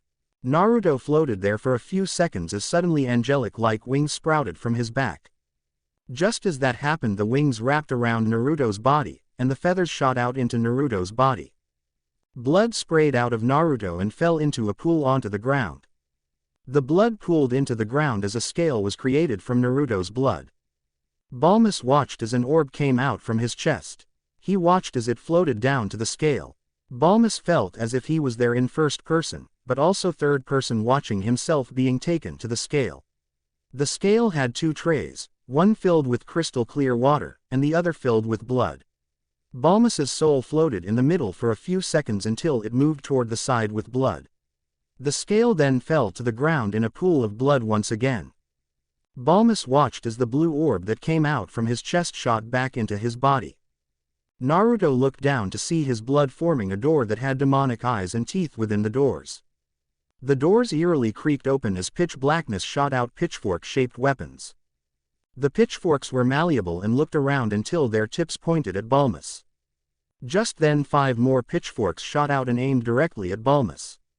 Balmus tried to defend himself with a barrier, but the first pitchfork smashed it. It went straight for him until Balmus blocked it with his spear. However, another came crashing straight through the middle of the spear. This split the spear down the middle as the pitchfork stabbed into Balmus, causing him to cough up blood. Once he was captured, the rest of the pitchforks sought out the rest of his body and skewered him in his body. Before everyone knew it, the pitchforks quickly receded back into the gates of hell. Balmus disappeared into the pitch-black depths, to never be seen again. Naruto looked onwards and saw the queen. Naruto looked back at his party to see them in utter shock. Naruto looked down at himself to find he was out of his Six Paths Sage mode. However, he had large gashes and slashes in his own body. Naruto saw on his display say, "New series unlocked, Twilight series." Before Naruto knew it, his entire world lit up as cursed dark negative electricity, and white holy electricity shocked his entire body. Naruto let out a painful scream as he fell to the ground. Naruto saw the queen jump off her horse and grabbed him midair. Once the two landed on the ground, Naruto's eyes were barely open as he saw the concerned look on Queen Morella's face. Naruto smiled up at the queen and said, I've never thought I'd fall into the arms of the beautiful queen." Then his world turned black. Chapter 9. Love and War, War and Treason. Day later. Naruto slowly opened his eyes to find himself on a bed. However, he noticed something was off. He slowly sat up and found himself wrapped in bandages. He looked at the foot of the bed to find Rifana and Philo laying on the bed, while Roxanne, Melty, Yoruichi, and Raftalia sat on chairs with their heads on the bed. They seemed to have been sleeping there since he was put there. Naruto looked at his surroundings to find himself protected by castle walls. However, he was in a makeshift tent of some sort. Naruto continued to look around until he felt a shift in the bed. Naruto looked down at a tuft of purple hair on his bed. Naruto's face slowly heated up as an arm reached up and onto him.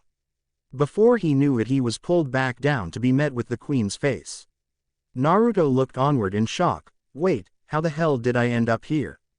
Wait, I shouldn't be asking that question. The question should be asking why she is here in my... No, never mind, dumb question. I know pervy sage wouldn't be questioning this at all. Naruto sighed. He raised one hand and poked Morelia's nose. Morelia, in her sleep, scrunched up her nose and moved her hand to itch it. Naruto chuckled, seeing the queen most of the time serious and someone who always kept her mature and royal status quo all the time. To see her had reminded him a lot like Raftalia as she sleeps. Naruto moved his face closer to the queen's as he pressed his forehead to hers. As if on K, the queen opened her eyes to find a pair of sky blue eyes staring back at her. Morelia was surprised to see him already up from all the wounds he had on his body.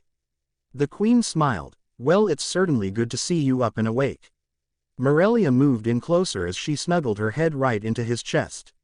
She also placed a hand on his chest as well. Seeing you injured like that scared the hell out of me and everyone else here. Naruto chuckled a bit as he rubbed the back of his head. He, yeah, I had no idea what that was either. But it's a new series for the Shield. It's called the Twilight series. I don't know what it is, but I think it's a combination of my cursed and blessed series Shield. Impressive, if I must say so myself, Shield hero. Morelia with a sultry smile closed one eye and moved her left pointer finger to Naruto's lower lip, or should I be saying Anata? Naruto blushed again at the queen. She was very pretty, mature, and no offense to the others. They lack any sort of sexual experience, but the queen is experienced and knows how to use it to her advantage. Well, it's still certainly weird to hear that come from you, but not that I don't mind it. Though I must ask, I still don't know why you chose me. Morelia giggled as she leaned in and captured his lips. The two held it for a bit until she pulled away. It's quite simple really, you're the exact type of man I've been looking for. As much as I must admit, ex-King Altcray was a man similar to you. As you are now, a man who faced and overcame great obstacles, but became fearful and frightful for many good understandings. However, he still has no right to put any of the blame on you nor let Malty be able to sway his opinions and thoughts. This is something I am very surprised to hear, besides that doesn't matter anymore. He is currently in the capital and we're outside of it, he has loyal soldiers following his orders. Naruto's eyes widen. You saying he was enacting a coup d'etat? Morelia nodded her head. Currently Malty is not with us. She has escaped. At Spear Hero is currently confused and refuses to believe that Malty, or mine he knows her as, has abandoned my rule to help her father so she could be queen. Hence why I appointed Melty, my youngest, as the heir to the throne. Naruto sighed as he scratched the top of his head. Well, now what? We at war against the ex-king? Morelia nodded her head. Yes, we are currently, for now, though we're preparing our troops, and I am going to send in my shadows to quickly take out the loyal soldiers. Truly, I'd say the soldiers are to die due to siding with a traitor other than me. However, I decided to be merciful since they are mere soldiers who follow orders. Even if it's clear to me they know who they should be serving. For now, they are to be arrested and imprisoned. I want Malty and Altcray at my feet in shackles. Naruto wasn't sure what it was, but he could tell that Morelia was quite upset even if she kept a brave bravado on her face. Naruto wrapped his arms around her and smiled. He placed up a silencing and privacy barrier around the tent and them. Morelia, I can tell, this hurts you greatly, doesn't it? Well, Malty, I mean, from what I understand, Altcray may not mean much to you anymore. However, you still can't deny the fact, he is the one who fathered your 2 children. He was the man you once loved, and your daughters are one of the most important things in this world. Morelia's face seemed to falter a bit as she frowned and looked down and stared at Naruto's chest. She fought back the tears until Naruto pulled her closer to him. It's okay, let it out. I placed some privacy barriers where no one will hear you. No one will see you, the only one who will see and hear you is me. If you don't mind it, of course. Morelia nodded her head as she held Naruto tightly as she began to cry. As a queen, especially the leader of her people, she has to make tough decisions for the betterment of her people and the kingdom, regardless of how hard the decision is. Now, the people she loves are the ones who are threatening her country. This has been breaking her from the inside out as Malty continued to use and manipulate the king's feelings to hate and tarnish the shield hero. The king has blindly co-conspired with Malty unknowing what she was doing. As she also conspired with the Church of the Three Heroes. The fact she had planned to try to kill her sister tore her apart on the inside. Not only that, but she has to provide punishment for them going against the crown. There is no punishment before death that suits their crimes, nothing more, nothing less. Morelia found herself trapped, and alone. Melty is too young to be leader, and her husband and firstborn are making trouble for the kingdom. As well as their allies to the kingdom, Naruto has proven to have been far stronger than the other 3 heroes combined. Morelia cried for a solid 10 or so minutes before she began to calm down. Naruto continued to caress her back and held her close, and he told her that he would make sure everything will be all right. That there will be something he could do, and Naruto had some thoughts on things. The more and more he thought of it, there was one thing he could do to them. Queen Morelia sees that the only punishment for the 2 is death. Backquote. Backquote. Backquote. Backquote. Backquote. Couple days later, Naruto found himself in the castle on the balcony with the queen in front of him, along with Melty and the rest of his party behind him. Morelia was here to explain to Naruto why all of this happened to him. As you know, when we met, I was traveling around trying to put out fires with the International Forum on fighting the upcoming waves, and was thus away from Melromark when it happened. The forum decided that the major nations would each summon 1 hero and fight the waves together.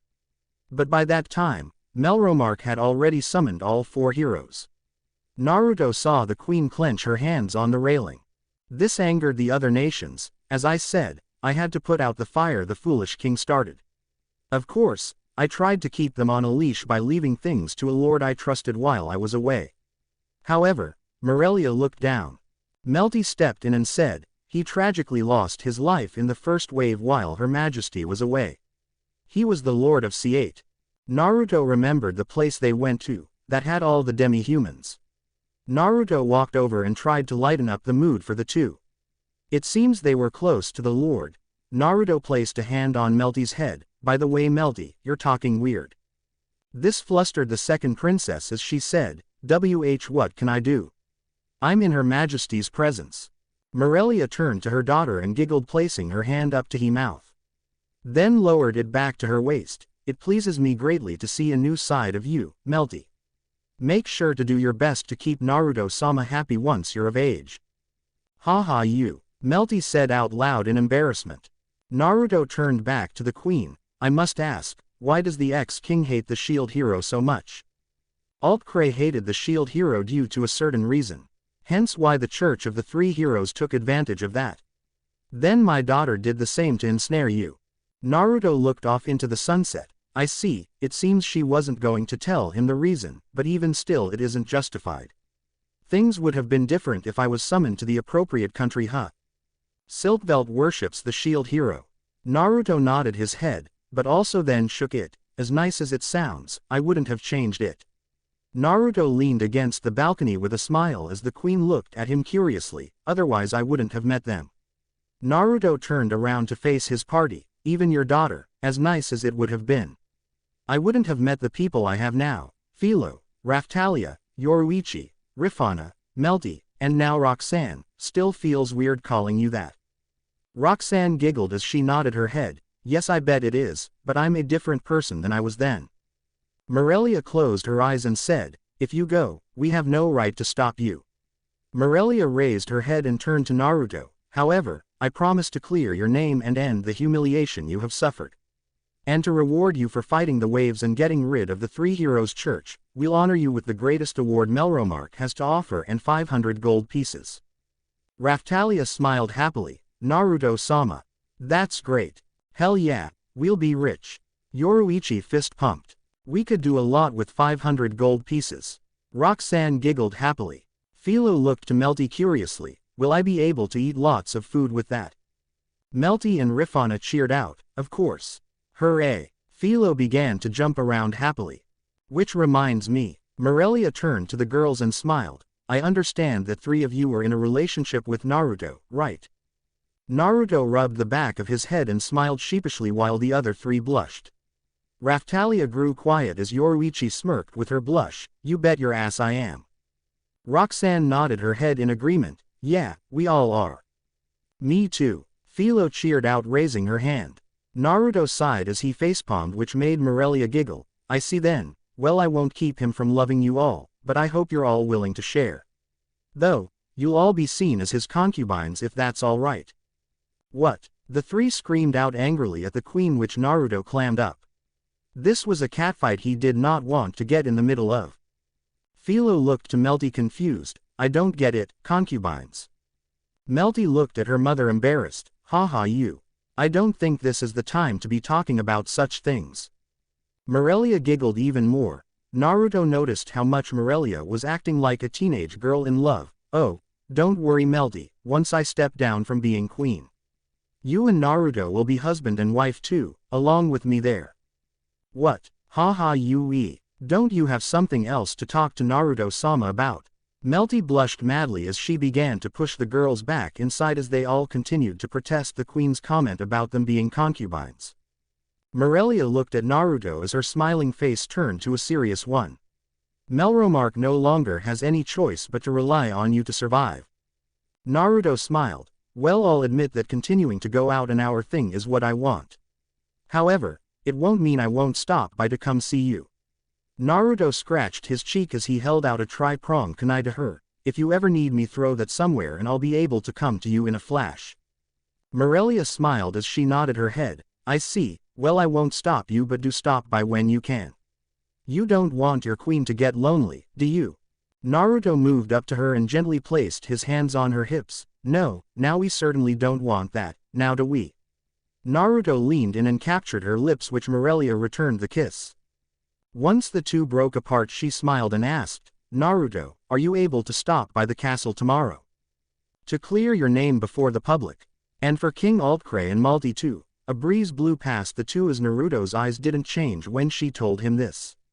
Once it died down, the audience could now hear them once again. You and I are the only ones who know about this. It will happen regardless of whether you choose to work with our country or not. This is Melromark's, no, my way of making things right, as queen. Naruto looked at her and asked, are you sure? I could tell how you felt yesterday. It's not what you want. Even now I can tell. Even still, he is the father of your daughters, and she is your firstborn. Morelia looked away and closed her eyes. It has to be done. Naruto saw Morelia's handshake. That's how grave their sins are, how grave they defied the laws of Melromark. These laws do not only uphold to its citizens, but to royalty too. It has already been announced that people are to gather at the castle for an important announcement. It would do me great, if you were to attend tomorrow. Please. Morelia even bowed to Naruto, which surprised him. Backquote. Backquote. Backquote. Backquote. Backquote. In Naruto's room, Naruto sat on the bed after coming back from talking to Morelia. Yoruichi, Roxanne, and Raftalia was around Naruto, wondering what she asked about. Nothing special. She asked me to come to the castle tomorrow because she wants to clear my name. Yoruichi smirked as she jumped onto the bed and wrapped her arm around Naruto's shoulder. About damn time. She smirked happily. Roxanne and Raftalia both grabbed one of Naruto's hands and brought it to their faces happily. Really? That's great. Roxanne cheered as her tail wagged behind her. Raftalia had a look of relief on her face. Thank goodness. Raftalia had tears forming in her eyes, which Yoruichi, Roxanne, Melty, Philo, and Rifana looked at Naruto. Rifana, Philo, and Melty were playing a game at a table. Everyone will finally know you didn't do anything wrong. Raftalia brought his hand up to her face. I'm so glad. Everyone was very glad to finally get Naruto's name cleared. However, for Raftalia, to have been there to experience everything. To have been there to try to help Naruto push past everything that has happened to him. It was a lot, and to think he will be finally cleared. The man she loves will finally be free of what has happened to him. Backquote. Backquote. Backquote. Backquote. Backquote. Next day, Melromark Castle. Naruto and his party made their way through a large crowd and eventually into the castle. They walked up a flight of stairs to come face to face with Itsuki, Ren, and Motoyasu. Itsuki smiled and said, "It's good to see you back on your feet." Ren added, "Good to see that overpowered move didn't take too much out of you." Naruto walked up to them. "I'll be fine, I've made a full recovery in a day." Just then Motoyasu looked left and asked, "Anyway, have you seen mine?" "She's been gone since a few days ago." Ren added, "She must be busy since she is a princess after all." Itsuki smiled up at Motoyasu. "Maybe she's arranging a surprise party for us for defeating the Pope." Motoyasu smiled, raising his pointing finger. "Ah, I see. That's a good point." Just then an old man came walking up to the four heroes. "Please go inside." The group went inside to find Morelia sitting in her chair, and Melty next to her. While guards surrounded them from the sides. Philo and Rifana waved to Melty, who then proceeded to wave back at them. Morelia started as she said, "Four cardinal heroes, I thank you for coming." Motoyasu, confused, asked, "Where's the king and Malty?" "Yeah, where is he?"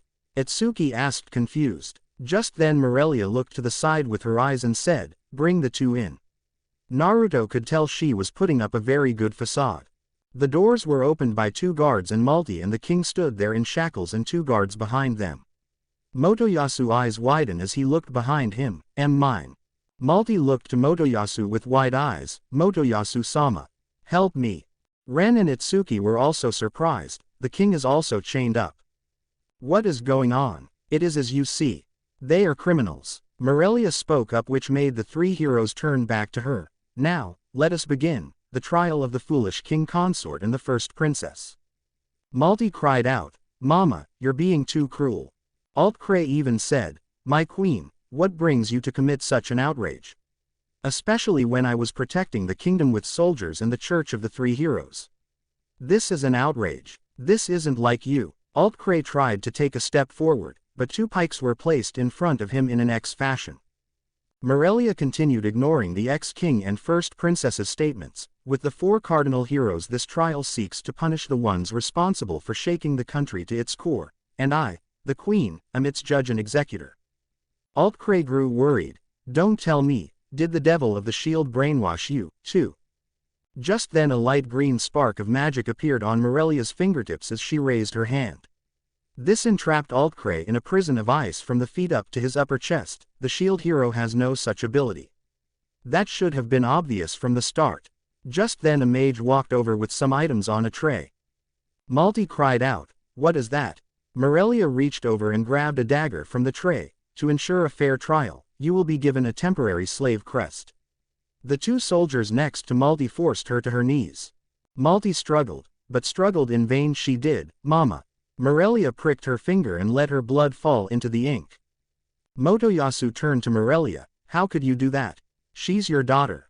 Morelia countered and argued, it's necessary because Malti is a pathological liar. Malti argued back shouting, no way. You know I'm an honest, good girl.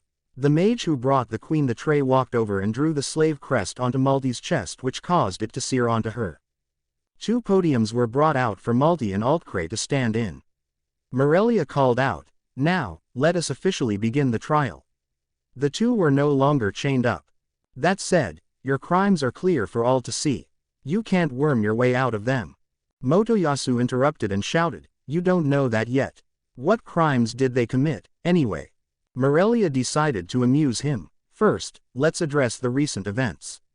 Using a fake holy weapon, the Pope of the Three Heroes Church tried to murder the world's heroes, but he was defeated in the act.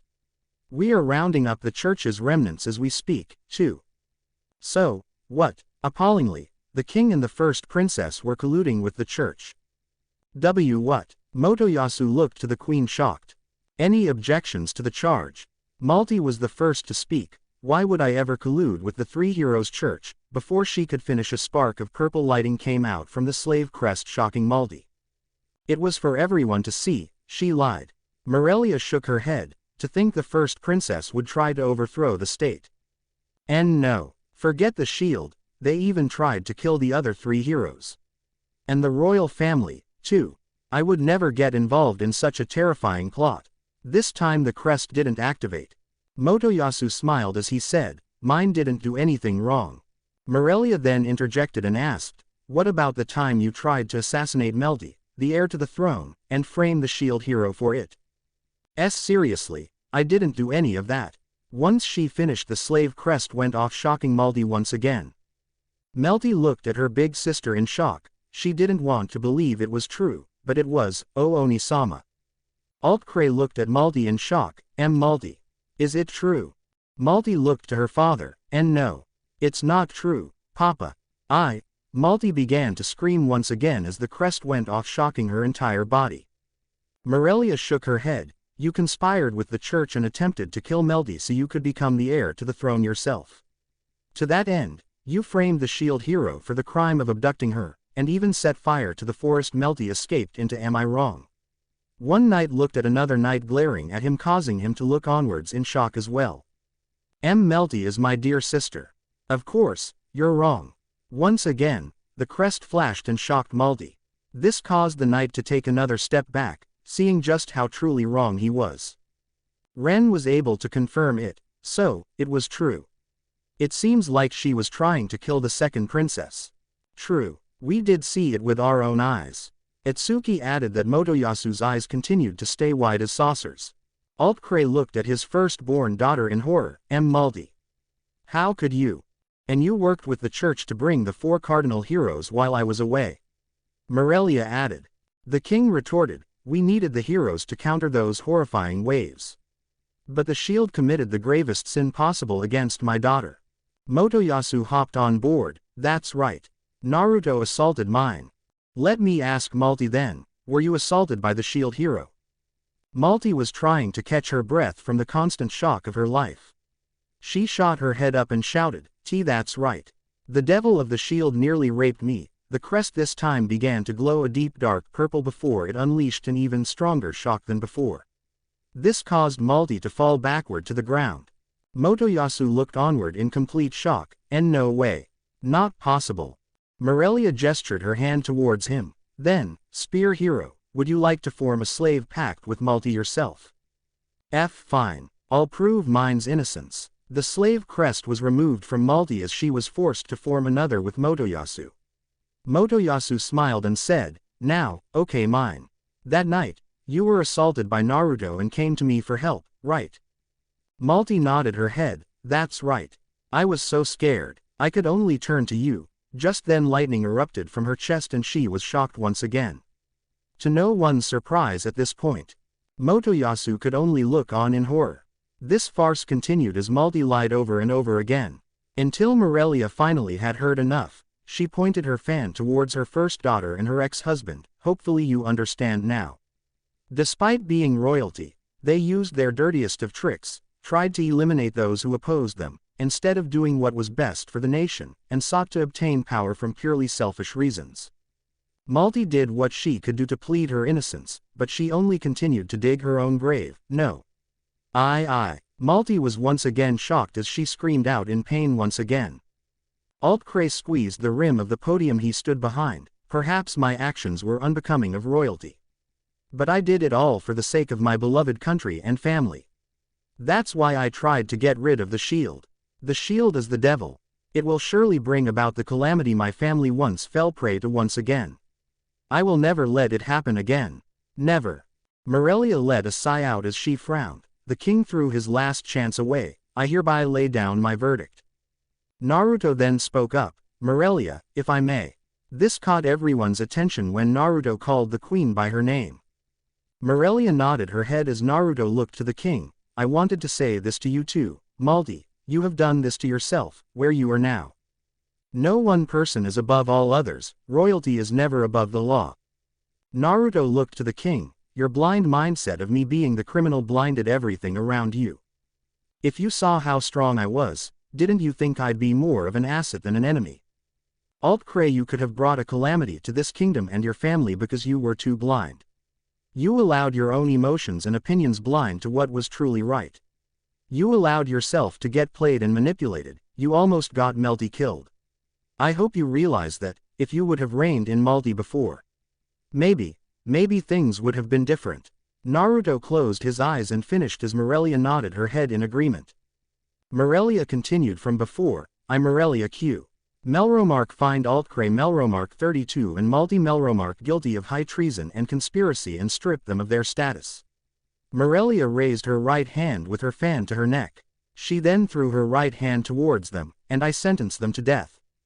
These few words shook the ex-king, Malti, Melty, the three heroes, Naruto's party, the people in the room, and everyone in the kingdom to the core. Malti, who sat back up, raised her hands to her mouth, and no. Morelia then added in, those two thought they did what was best for the country, but instead wasted their time in a power struggle. Even after the waves came, they did nothing to help their subjects. Who knows how many people were hurt or killed because of them? That cannot be forgiven or forgotten. Morelia turned to her second daughter. You must have seen it too. The sorrow and rage of many people. Morelia then called out, their execution will be carried out immediately. Send these sinners to their deaths in front of all our people. Backquote. Backquote. Backquote. Backquote. Backquote. Guillotine. Everyone soon went towards where the battle arena Naruto first fought Motoyasu. Two guillotines were set up where Altcray and Malti were in front of, shackled by the hands and feet. Naruto watched as he saw the queen have a moment of hesitation. She was strong-willed and willing to do anything for her people. She was for the people, by the people, and would not allow anything less for her subjects. She was a woman who would do anything, even if it meant killing her own family. Naruto could tell she doesn't want to do it, but he knows she is going through with it. The criminals will now be beheaded. Those who turn against the country and its people deserve death. Especially if they're royalty. We will prove it here, right now. Naruto heard from the stands of people, my daughter died because of you. Give back my home and my family. Naruto watched as they were forced down as their heads were locked into place. Malti began to cry for help as she looked up to Motoyasu. Motoyasu-sama. Help me, please help me. Malti looked onward as she saw him grimace.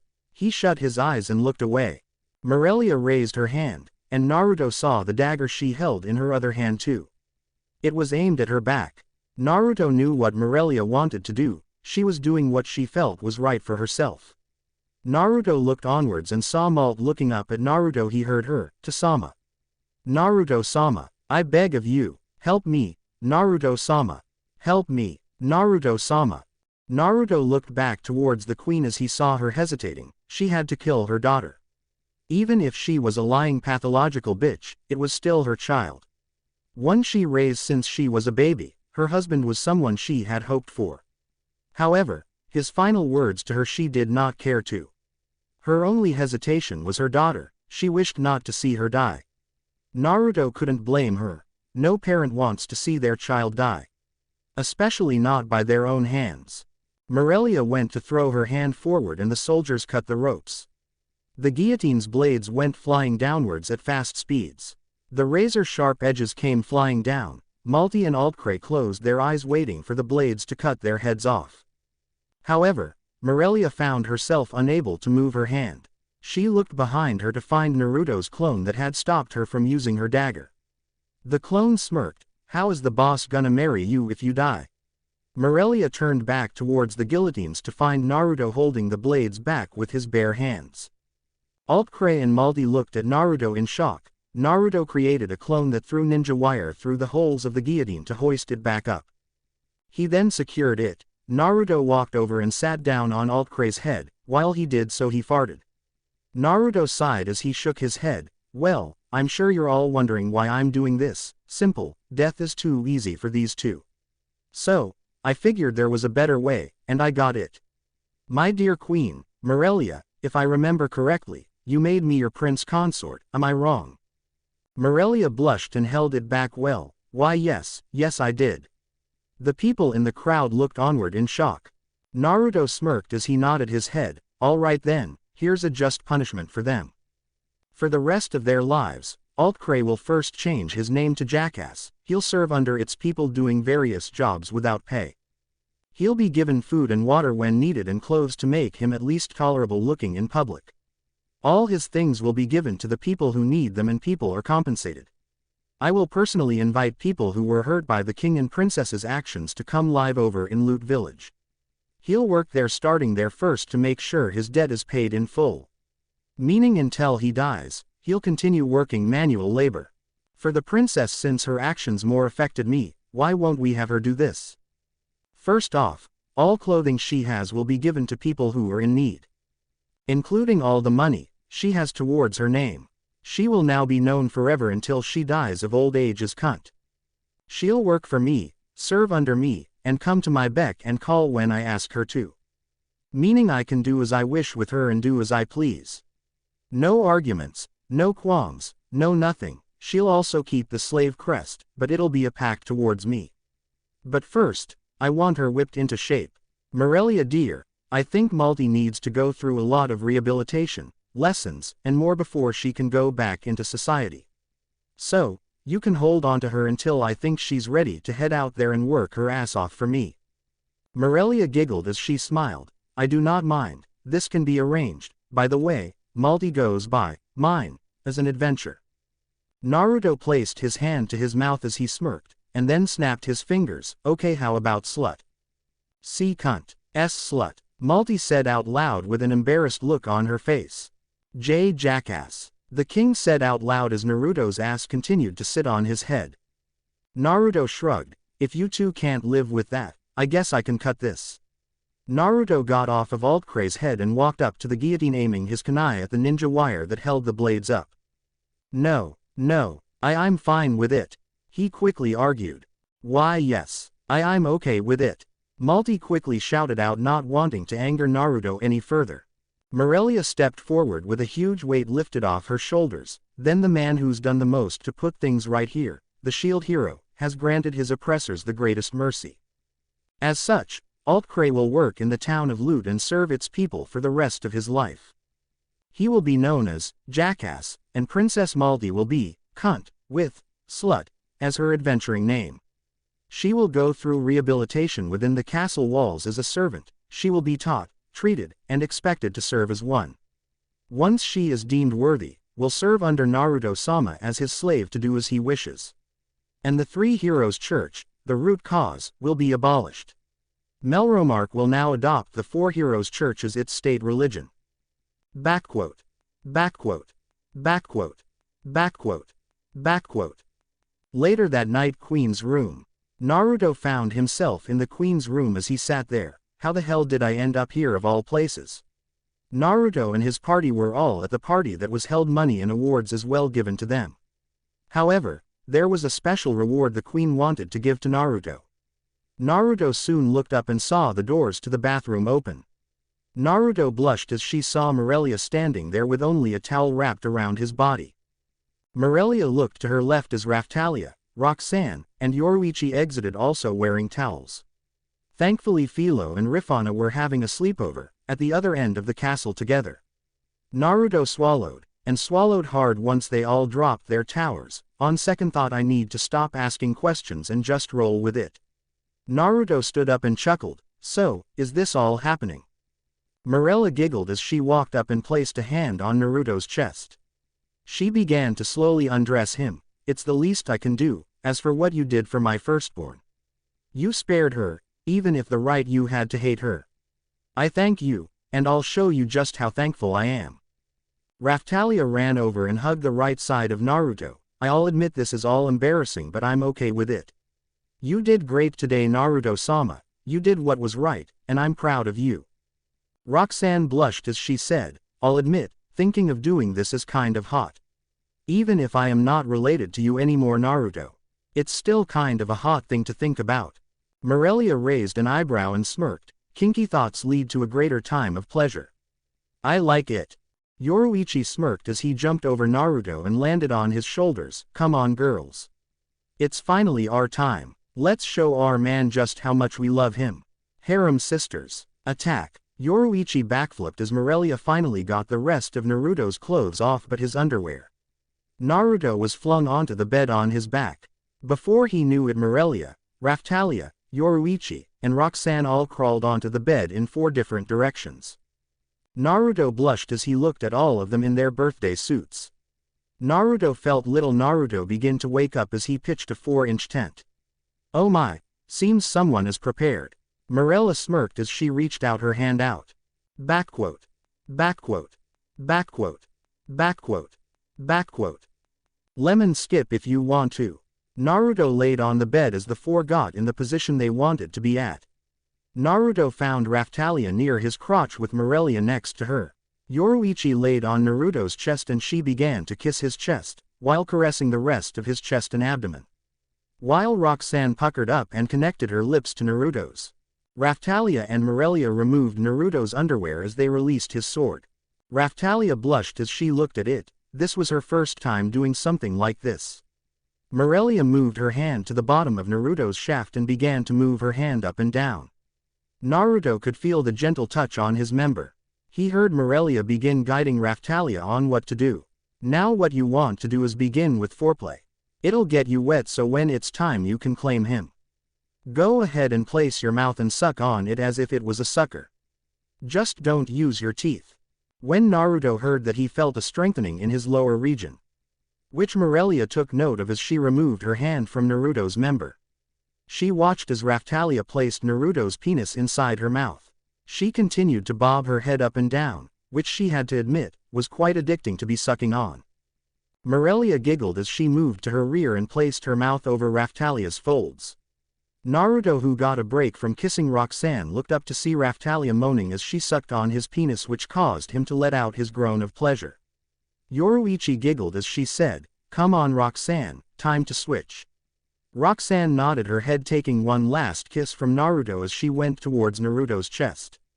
Yoruichi lifted her tight ass over Naruto's face. Well, are you ready? Because I hope you are.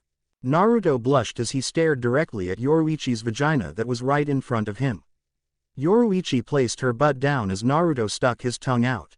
Before he knew it, her vagina was right up in his face as he began to suck and lick on her clitoris while also switching between sticking his tongue between her folds. This earned many moans from Yoruichi, who blushed when resist the urge to come almost immediately. The tickle from Naruto's tongue, his breath, and the way he was gentle with her. It was the best pleasure she had ever felt in her entire life. Naruto continued as Yoruichi moaned out. Naruto had both hands on her ass as he fondled them. The group went on like this for a few minutes until Raftalia said, I need it, Naruto, I want to. Yoruichi at this point a few minutes of this continuous attack on her womanhood eventually came as she shook in pleasure. Naya. I'm coming Naruto. Juices flowed out of Yoruichi, which was quickly lathered up by Naruto. Yoruichi slowly fell to the side as her breathing was hitched. Naruto slowly sat up as he found Raftalia straddling his legs. Raftalia. Naruto looked at her as she looked at him with a blush on her face. You ready? Raftalia nodded her head as she moved closer to Naruto as his penis rested up against her stomach.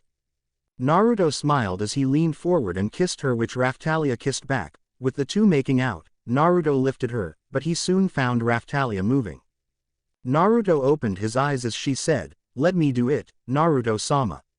Raftalia kissed Naruto once again as he raised her hips and grabbed his penis. She aligned it with her entrance and slowly entered the tip in. Raftalia moaned as she felt Naruto's 6-inch member begin to spread her. Eventually, she was able to get the rest of Naruto's penis inside of her, causing her to moan. Naruto looked onwards as Raftalia blushed and he could see a small trickle of blood flow out. Naruto placed a hand on her stomach to help ease some of the pain. You, okay? Naruto asked worriedly, but Raftalia simply nodded her head. Raftalia reached up and placed her hands on his cheeks. I'm so happy I've met you, Naruto-sama. I'm glad you are part of my life. Naruto smiled and nodded his head. It's thanks to you I am the way I am today. Naruto leaned in, kissing her as he slowly began to buck his hips. With each thrust, Raftalia moaned, and eventually, Raftalia began to gyrate her hips in sync with Naruto's movements. The two began to move at a steady pace while Morelia and Roxanne got to watch. Morelia giggled as the two were having sex for their very first time. Morelia was willing to concede and let the important girls in Naruto's life get to have their first go at him. Morelia slid over next to Naruto and Raftalia. Naruto looked over to see Morelia, who leaned in and stole a kiss. Morelia then went to Raftalia as she saw one breast was free, due to Naruto occupying the other one with his hand. Morelia leaned in and latched on, causing Raftalia to moan. Once Naruto let go of Raftalia's breast he was occupying, Roxanne jumped in and took one of Raftalia's nipples in her mouth, causing her to moan again. Naruto went in for the kiss for Raftalia as he began to pick up the pace. Raftalia gasped at the sudden increase in speed, and Naruto felt Raftalia tighten up on him, which made him feel a climax coming on. Raftalia said out, I'm getting closer, Naruto. I'm going to. Naruto picked up the pace a bit faster, and the two went on for about another minute.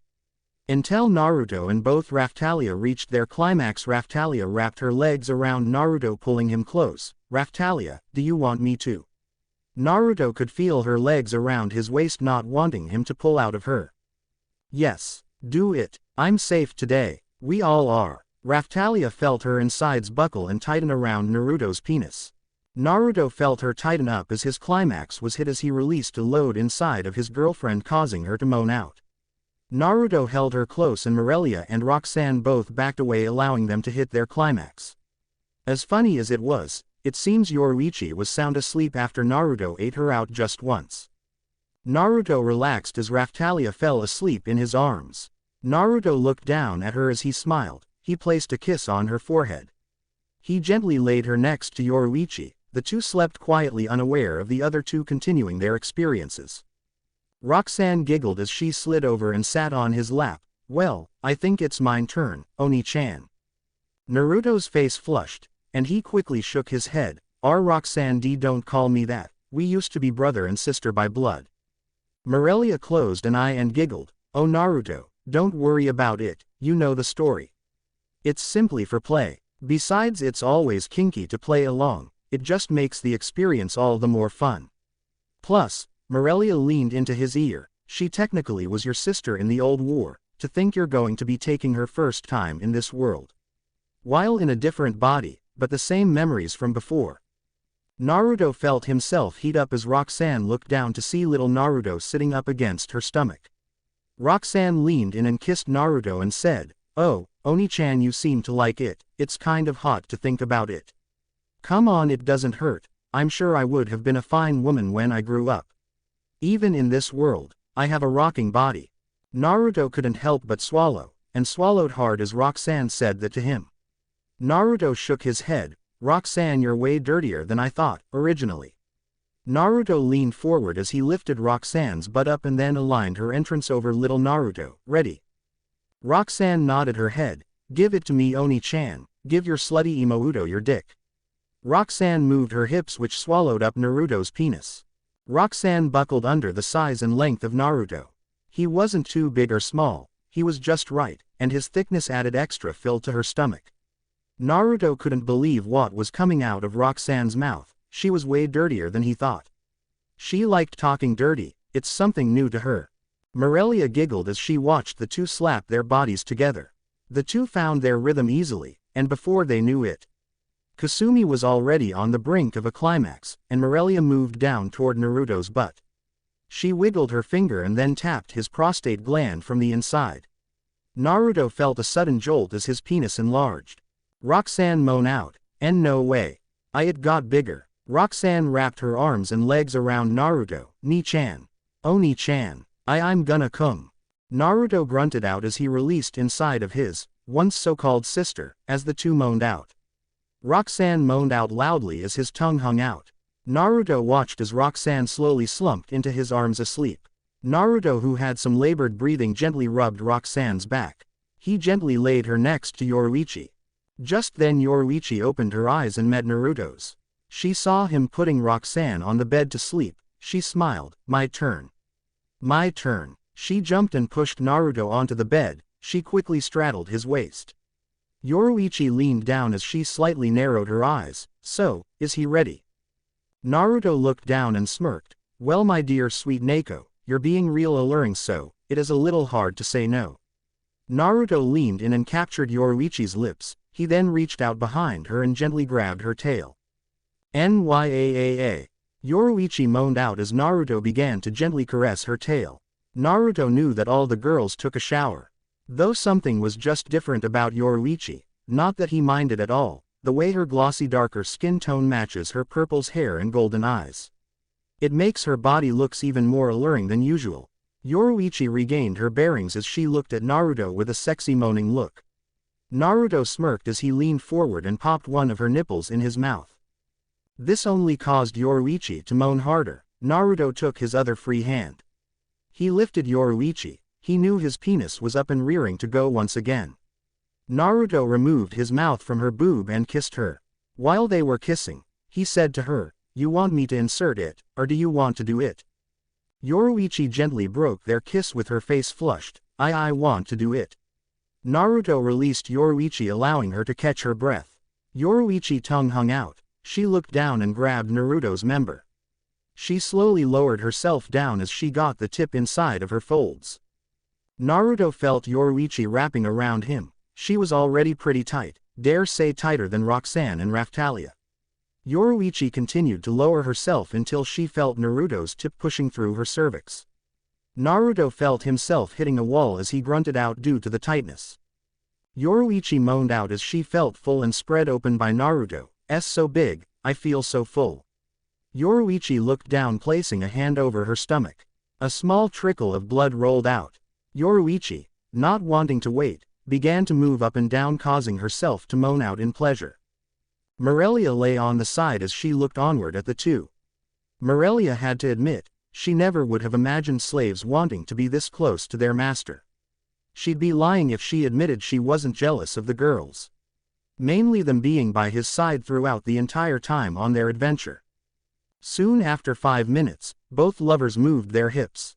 Yoruichi soon wrapped both her arms and legs around Naruto. I love you, Naruto.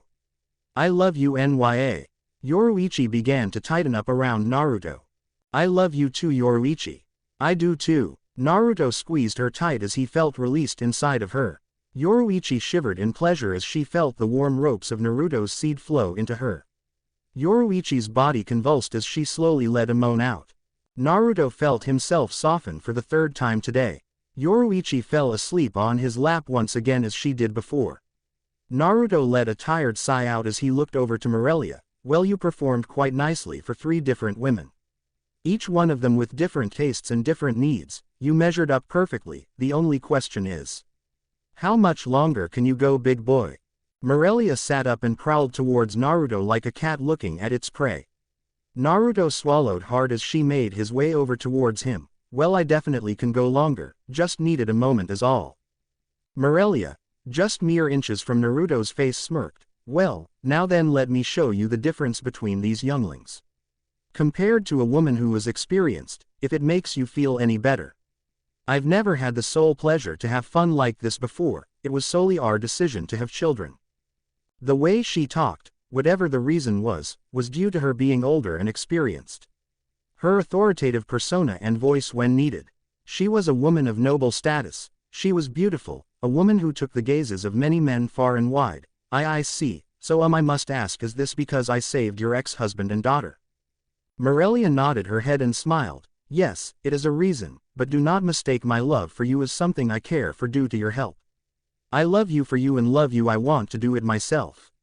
I am going to give you myself fully and utterly. I am your queen, and you are my king, you can be crowned. Naruto nodded his head. Maybe another time, you able to manage for the time being. Or is it that important that I am crowned? Morelia shook her head. No, not necessary, but people do know you're my prince consort. So, it usually is something good to have. Morelia leaned in, stealing a kiss from Naruto. The two continued to kiss for a moment, but until Naruto had to ask her. He noticed the past few days something had been bothering her more than usual. Once they released for air, Naruto asked her, Morelia, I've been meaning to ask, there is something more to this whole thing with Altcray and Maldi, isn't there? I've been able to read it all over your face. Morelia was a little taken aback by this, she was usually very good at keeping up a facade for the public. However, Naruto knew exactly something was bothering her, and it surprised her very much. Morelia sighed as she frowned. You understand, as much as Malti has wronged you, this country's people, and she has also committed a greater crime. I was not able to accuse her of, which I knew she did it. She did it to weaken Altcray, leading him to hate the shield hero for a reason completely. He was acting in love and care for our family, but it was misguided, and he was blind. What could have Malti possibly done this time? Naruto raised an eyebrow, wondering what she did. Morelia looked down with a frown on her face. Malti, she poisoned and killed my only son, he was our third child. It was the plan to have him coexist with demi-humans, and we wanted peace between Melromark and Siltvelt. Naruto's eyes widened upon hearing this. What? She? Wow, I had no idea. Morelia's eyes seemed to dim. I loved him dearly. I love all my children dearly. It's just Malti, she is a devious demon child. Morelia shook her head once again. It's sad to think she killed him, but even then I have no proof. It's just. Naruto was upset to see her this upset. Wow, Malti, not gonna lie, she deserves to die for that. I'm sorry if I'm sounding harsh, but she took your son's life, she almost attempted to kill Malti. Naruto tightened his fist. Does she deserve the mercy I showed her? Morelia, dear, that is horrible. Not only that, I can make her confirm she killed him, I can make her say the truth. Morelia looked away as she closed her eyes. I'll be honest, I want the truth, but I'm also scared to learn the truth. It's one of those things that you think could never be solved until you learn it can be. Morelia looked at Naruto with a look in her eye. She genuinely felt lost. I lost a child. I didn't want to lose another child, even if it was Malti. Naruto could understand her grief. There is bliss in ignorance, but this ignorance is something that big Morelia, it's not fair nor even fair to Altcray if you think about it. It was his child as well, your son. I can't imagine what you guys went through, can't imagine you were told that it was possibly Malti who killed him. Morelia nodded her head, understanding Naruto's words. I know, but I'm scared, if she did. I can't risk my future children and Melti's safety if I learned Malti did kill him. It was clear she attempted to kill Melti. Naruto placed a hand on Morelia's mouth to have her stop talking. Naruto then decided to make a promise to her that he would help her. Morelia, I ask of you where your son is buried, I can revive him. I can bring him back, Morelia, then I can force Malti to tell us if she poisoned him or not. If her plan to do this to your family was true, it doesn't justify completely what Altcray has done, but it'll make him realize the mistakes he has had. Morelia, if need be, I will be the one who strikes Malti down, that way you nor your family will have to. That way, the blood isn't on your hands, no one but mine. If people protest, we'll have your daughter Malti be put on trial. This time I will be the one who executes her. You, Altcray, Melty, no one else gets a say in this. No longer will I allow your emotional ties to keep her alive on this earth. If we have kids, Morelia, and it's true in what she did, I don't want my kids breathing the same air that she is. Morelia's eyes widened. She could see the conviction in Naruto's voice. He was serious. He was going to kill her if all evidence pointed to her being completely guilty. If they don't decide to kill her, he will do it anyways. If they do, he'll kill her anyways. Naruto was no longer in the mood to have sex with Morelia anymore. The two were going to, but if they are to, he wants to do it when it was right. To be told all this, it isn't the right time anymore. Morelia, let's go take a shower, let's just enjoy one another's company. I wish to tell you tales from my land, tell you stories about myself. I want you to learn who I am, and then for me to learn about you. Come, let us spend some alone time together. Naruto got up off the bed and gently pulled Morelia to her feet. The two walked over to the bathroom where the two decided to freshen up, and then take a nice long soak. Chapter 10. Multiple Worlds, One Hero. Next day, secret courtyard. Arthur, so that's his name, black hair and purple eyes, got it. Naruto opened his eyes as they returned to their normal blue shine. Alright, let's get this started, shall we? Naruto walked over to the skeletal remains of Arthur. He was the second child of Morelia and Altcray. Naruto summoned forth his Rinnegan as Morelia and Melty watched with Raftalia, Yoruichi, Philo, Roxanne, and Rifana present. Naruto walked over and placed his hand on Arthur's remains and he said, "Creation of all thing jutsu." Like what was done for Rifana and her body. It started as just bones. Eventually, the nervous system began to form. Then in order the circulatory system. Soon flesh, muscle, skin, and then organs. The brain and heart were the last organs that were yet to be made. Naruto quickly did the hand signs Ram and then a snake hand seal, Rinne Tensai no Jutsu. Ghetto art of Rinne rebirth. Like that, the king of hell appeared before Naruto as it opened its mouth. The tongue held a green orb, which Naruto gently took hold of. Naruto walked over to Arthur's body and released the soul. Morelia and Melty watched with their breathing hitched in anticipation. Morelia looked down to see her son's body restored. It was back to the day he left for Siltveld. The green soul seeped into the body.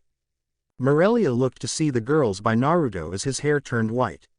Naruto's skin turned to a gray pale, and Naruto. Morelia quickly made her way over as Naruto was on one knee. It's okay. Naruto this time was a bit more prepared from the effect of the jutsu. Raftalia was currently holding Naruto on one side, and Yoruichi on another, but you should look. Naruto gestured to Arthur's body which began to wake. Morelia watched as the boy she once lost more than 10 years ago began to move. She quickly made her way over to him and knelt on her knees. The author's eyes began to flutter open revealing the purple color. Arthur, my son. Are you okay? Morelia already had tears forming at the corner of her eyes. Arthur slowly rubbed his eye and sat up. What happened? It felt like I was asleep for a long time. Arthur turned to see Melty slowly walk over to him and his mother. Melty was rather anxious and happy. She even had a tint of pink on her cheeks with excitement. Onisama, it's so wonderful to get to meet you. Arthur recognized the blue hair anywhere. Melty-chan. Arthur looked at her. Agape. You've grown up so much. You were just a baby when I last saw you. Arthur looked to Melty. Wait, how long have I been asleep for? Arthur turned to Morelia looking for an answer. However, Morelia had a rather unhappy look on her face. She shook her head and said, Arthur, there's no easy way to explain it, but Arthur, you died 10 years ago, only after making some friends along the way. A miracle has happened, we were able to revive you from the dead. Naruto, who was already recovering, went back to his natural skin coloration. His hair turned back to blonde, albeit this time there were more red streaks in his hair. Naruto walked over to the 3 royal members. He gave a polite bow. Nice to meet you, Arthur, it's a pleasure to meet you. I am Uzumaki Naruto, I am also a prince from another country. I was the one who resurrected you. I'm sure you have a lot of questions. I simply ask that you look into my eyes, and we will have all the time to explain all your questions. Backquote. Backquote. Backquote. Backquote. Backquote. With Malty. Naruto stood before Malty. Morelia, Altcray, and Melty. It was a rather uneasy feeling in the air. Naruto looked to Malty. She was currently sitting in a regular chair similar to her father. Meanwhile Morelia and Melty sat in another chair that was rather decorated nicely. This is a strict family matter, and since I am in a sense the Queen's prince consort, I have a place here. I am here to determine something. Altcray had nothing to say as he stared at the ground. Morelia looked at Malty with a worried look on her face. Melty was rather unsure of how to feel. Oni-san. Melty's eyes hardened as she shook her head. Oni-san, I need to know, did you kill Oni-sama? Altcray looked at Melty like she was crazy. Wait Melty, how could you? Auto-san. Melty quickly interjected, causing Altcray to clam up. You know exactly why we're asking. It is something we cannot rule out. Melty turned back to her older sister. Oni-san, did you have a play or role in killing Oni-sama? Malty's eyes widened as she quickly shouted, no. Of course not. I would nay. Just then the flash of purple came from Malty's chest as lighting sparked out of her chest. Morelia's, Altcray's, and Melty's eyes widen in horror as they all see Malty's slave curse go off. Naruto's face didn't change as he looked at Malty. Morelia closed her eyes thinking of the worst. Naruto stood up and went over to Malty, as the curse wore off. Naruto asked, did you have someone else poison your food? Did you do it to cause bad relations with the country of Sylvite, to cause your father's hatred to demi-humans? Malty, after she regained her breath, shot up and placed her hand on her chest, and no. I didn't. Of course not. I'd never do anything to kill my Ododo. I am not that Shaw. Malty was interrupted again as the purple lighting from the curse went off. Malty fell to the floor as drool pooled away from her mouth. Melty shook her head as she said, Oni-sama, please come in. Altcray and Malty's eyes widened as they turned to the door and they saw Arthur come walking into the door. Altcray stood up from his seat as he saw his son he lost 10 years ago. Arthur. Is that you? Naruto could see that the ex-king's hatred was falsely placed. Altcray ran over as he pulled his son into a hug. Sama, I am glad to have been brought back, but even I am rather surprised. Arthur turned to his older sister. Never could I have imagined my Oni-san would want to assassinate me. Why? Malty looked at everyone as she looked away, unsure of what to say. Even then, no matter what she has to say, nothing could change the fact that she was lying. She played that part in killing her younger brother. Altcray looked to Malty. Malty, I can't believe this. How could you? Altcray looked towards his eldest child in shock and dismay once again. It shouldn't be a surprise if Malty tried to kill Melty. Why wouldn't it have been possible that she did so to Arthur? Naruto questioned as he walked towards Malty as she sat on the ground, unsure of what to do now. Morelia began to have some tears run down her cheeks. And Naruto, what is your plan? Naruto turned his head slightly to Morelia and said, as we talked about, but first I want to have a word with Malty. There are some things I want to figure out. If you all could leave, please do so. Not much else was said. Altcray, Melty, Morelia, and Arthur all left, leaving the ex-first princess to Naruto's care. Once they all left, Naruto knelt to Malty's height as she looked at him with fear in her eyes. I have to understand, why all this? Why go this far, to only tear your family apart? For what? A seat at the throne? Malty was unsure of what to say, but Naruto frowned. I asked you a question, answer me. Malty's lower lip began to move as she said, well, Naruto growled out, quit stalling and speak. Naruto raised his voice, which Malty flinched at. It was because I was jealous. Malty placed her forehead to the ground, bowing before Naruto. I wanted the throne. When I saw you taking Melty under her wing. That's not what I am asking for. I could already figure that out. I'm sorry.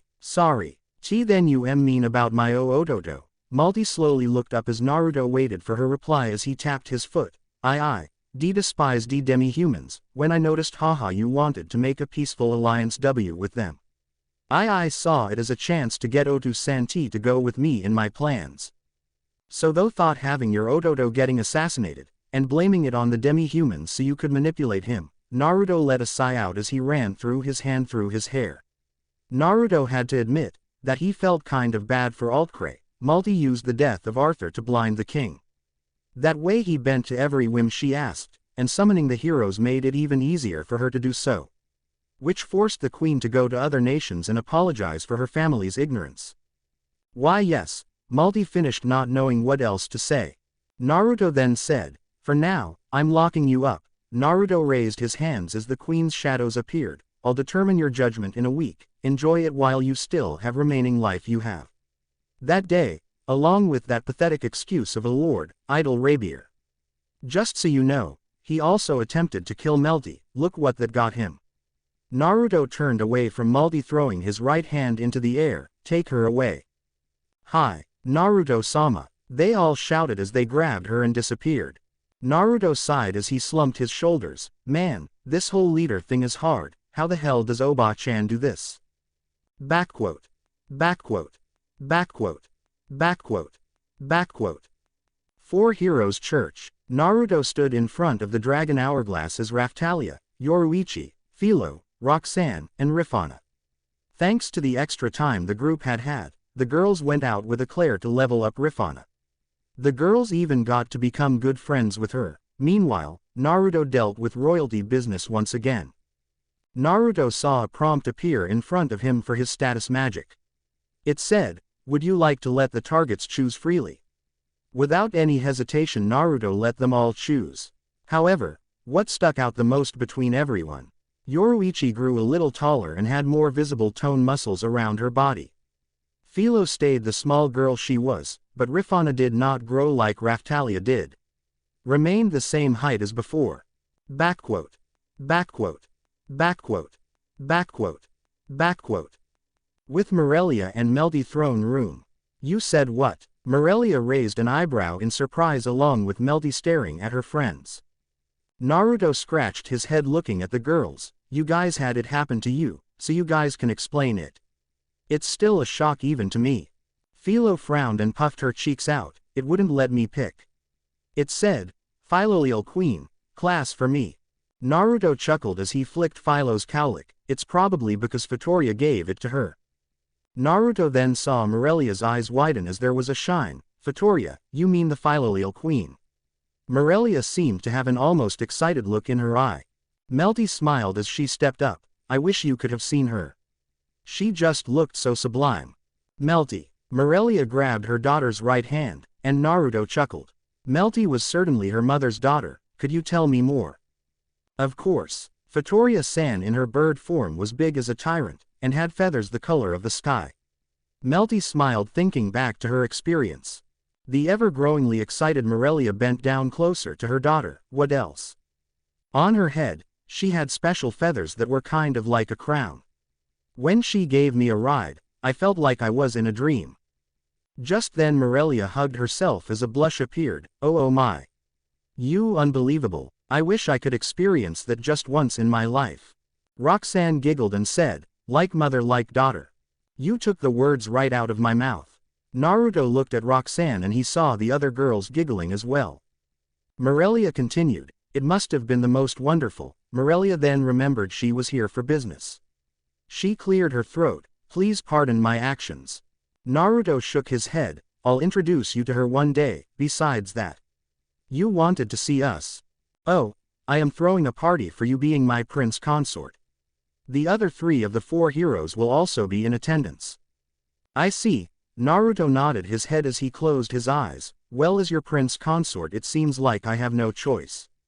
Can't leave my queen by herself now, can I? Morelia nodded her head with her blush. With that said, the party is just an excuse. There is some extremely important information we need to talk about. Backquote. Backquote. Backquote. Backquote. Backquote. Before the party, Naruto looked to his party and said, I feel like I don't need to say it, but we all know not to talk about our class upgrades. Right. Naruto closed his eyes and then opened them as the girls nodded their heads. Yeah. Raftalia chuckled as she looked at her class. I have no idea what this will mean for me. All I got was Moon Goddess. Makes me think of Kagaya. We'll have to see what happens. Even I don't know how this will work. Naruto turned to the other girls. For now let's keep it on the down low. Before Naruto began to walk away he turned to them and frowned. I am sorry you couldn't choose your class upgrades. I did choose for you all to choose freely. Yoruichi shook her head. Don't sweat it so much, we know you meant to. Just how the world works sometimes. Naruto nodded his head and went towards where the party was at. Naruto looked at everyone's status. Raphtalia got the class, Moon Goddess, Roxanne had, Sulong, Philo, Philolial Queen, Yoruichi, Lighting Cat, and Rifana, Combat Medic. Rifana's was rather new, but it wouldn't be a bad idea to have another healer on the team. Backquote. Backquote. Backquote. Backquote. Backquote. Private room. Naruto sighed as he sat in the room with Morelia, Itsuki, Ren, and Motoyasu. It was rather tense, and Naruto even deadpanned at others. I'd like to start the meeting, but you all don't seem pleased to be here. Naruto shakes his head, since the queen went to all this trouble to set up a nice dinner and everything. Proving you all with food too, you could all at least suck it up and listen to her. Naruto looked at them with a rather serious look, which they all then looked to Morelia. Due to the three churches' antics, our country has caused you a lot of trouble, and we would very much like to make it up to you. It seems Calmira Archipelago will activate soon. Morelia smiled as she placed her hand underneath her chin. Really? Ren's eyes widen. Itsuki seemed to perk up as well. It's going to generate a bonus field. It's where once a century an XP boost will be activated. Motoyasu looked at Naruto and smirked. Do you know what that means, Naruto? Morelia sighed at Motoyasu's failed attempts to jab at Naruto. Yeah, it means no matter how much you level up, you'll never catch up to me, ya ding dong. Naruto looked at Motoyasu with an unimpressed look on his face. I sadly must admit, my daughter playing a part. The infighting between your heroes prevented you from leveling up more. As such, to ensure that you level up efficiently in Calmira, why don't you speak your minds and exchange information? Exchange information? Why bother? Ren closed his eyes. It would be a waste of time. Itsuki added. Not a lot to be said. Motoyasu smirked, looking at Naruto. Naruto looked to Morelia as she smiled, holding her fan in front of her face. Era, it seems you don't understand, so let me be perfectly frank. Morelia closed her fan, which made a snapping sound. What I mean is, by the time the next wave appears, all the heroes except Uzumaki-sama will lose their lives. What do you mean? Ren looked at Morelia with a serious look on his face. Morelia opened her eyes, having a smoldering look. Exactly what I said. I saw everything. You three were defeated in the last wave, so I doubt you'll survive the next one. All four heroes need to rally together to survive the waves. You can think of this conference as a way to cultivate that solidarity. Morelia then looked to Naruto. Oh, my mistake. Sorry, the three remaining heroes need to rally together. Morelia opened her fan, covering her mouth. Motoyasu grew a tick mark on his head. What makes you think Naruto will be the only survivor? He's just a shielder. Ren added. Nothing more, nothing less. Itsuki also threw his 2 cents in. Morelia raised an eyebrow. Oh. I see then. I must be mistaken. Clearly you understand where Naruto is and where he comes from. Morelia looked at them. Tell me, have you been through war? Lost the people you loved? Fought and trained till you passed out from the pain and exhaustion since you were 7? Morelia frowned as she snapped her fan back together. So, have you? The three were silent, unsure of what to say. Morelia stood up, pointing her fan at the three. Exactly, it's because you still, even now, look down on the shield hero, on Naruto. Someone you cast to the side, but yet you forget and refuse to accept just how powerful he is. What I am trying to do here is help you three out because you're in a knee-deep shit. Meaning, when you die, you die. End of story. There are no revives, restarts, respawns, or whatever you call them. Itsuki leaned forward, placing his hands together on the table. Then Naruto-san, let me ask you this.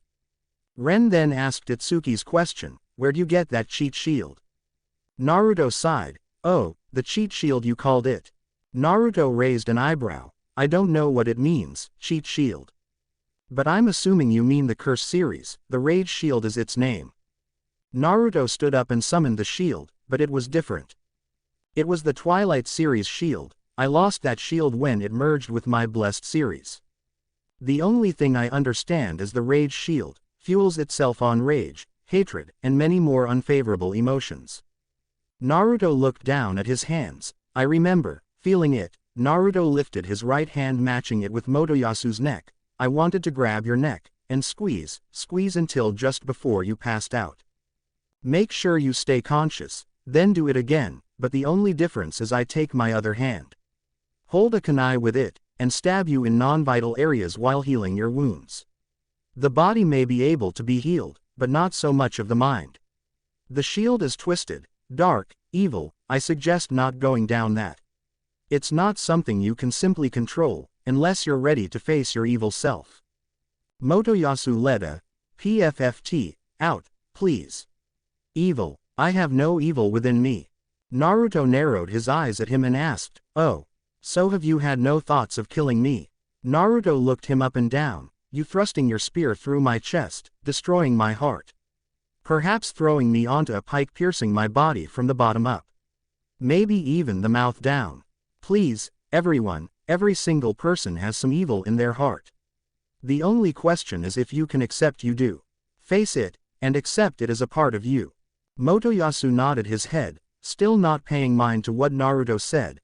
A deal is a deal. Here's a basic rule, when picking up a similar weapon to your legendary one. You can copy its stats and summon it yourself. Naruto waved it off, nice to know, but not necessary. Your weapons can also craft items for you. Itsuki added. Or you can use it to teleport to places you have been to. Ren pinched in his knowledge. Not entirely needed, but helpful. I can already do that, but the crafting is new. Though I have something for that. Naruto so far had everything he could need but copy weapons. Then again, he could just create them with his jutsu if he wanted to. Just then Itsuki began to ramble about weapon rarity. Then Ren's weapon efficiency. Motoyasu shouted refinement and stats are the most important. Naruto sighed as he shook his head, putting those all together would make them even better. But the three dunderheads don't get it. Naruto shook his head as he looked to his queen, Morelia. Honestly, if you need an army. I am one. This isn't going to work if they can't even work together without me. Morelia looked to Naruto thankfully, seriously after all he had gone through. He's still willing to help, maybe it was out of love. Morelia wonders why he still wants to help out, the others do it out of self-interest. Naruto of all of them, has the least reason for staying and helping out. Yet he is still here. Backquote. Backquote. Backquote. Backquote. Backquote. Later that night, Naruto laid in bed as he let a sigh out, for tonight. Naruto was alone with the queen, while the girls slept in a separate room. Philo and Melty slept together for a sleepover after there was a brawl in the dining room. Okay, sorry, but seeing the girls sitting on top of your knight general was satisfying. They should knock him down a peg or two. I agree, it should if only he could realize that everyone has strength. You can provide that for people in your party. Morelia came walking up to the bed and prepared herself to get in. Morelia took off her slippers and moved to lie down while covering herself with the sheets. She laid her head on Naruto's chest as he wrapped an arm around her. She gently moved her hand across his chest and asked, I've been wanting to know, for a while now, why? Why do you still choose to stay here and help?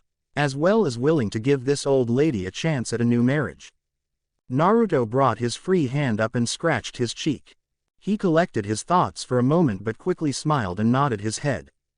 You reminded me a lot of my Ka-chan. She was a rather brash and straightforward kind of girl. You may not have that brashness as she did, but you have the courage and straightforwardness she had. Naruto looked down at her as Morelia looked back up at him. Among other things, you did your best to make amends and prove to me that your kingdom meant no harm to me. Just had some bad people in power as well, so I figured I'd go along with it. See where it went. Originally you also reminded me a lot of my Ba-chan. Naruto looked back up at the ceiling. You did your best to help me and support me, just like she did. That was a kindness I couldn't ignore or refuse. Especially in a world where those three morons talk about it being a video game.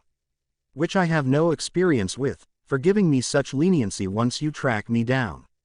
You were the few people to hear me out, and listen to me, trust me, and that went a long way. Naruto pulled her closer by wrapping his free hand around her. I'm glad to hear it. Morelia blushed as she snuggled deeper into Naruto's chest. I was hoping sometimes I'd do the right thing. Even if they were the harder ones, I knew charms would not win you over.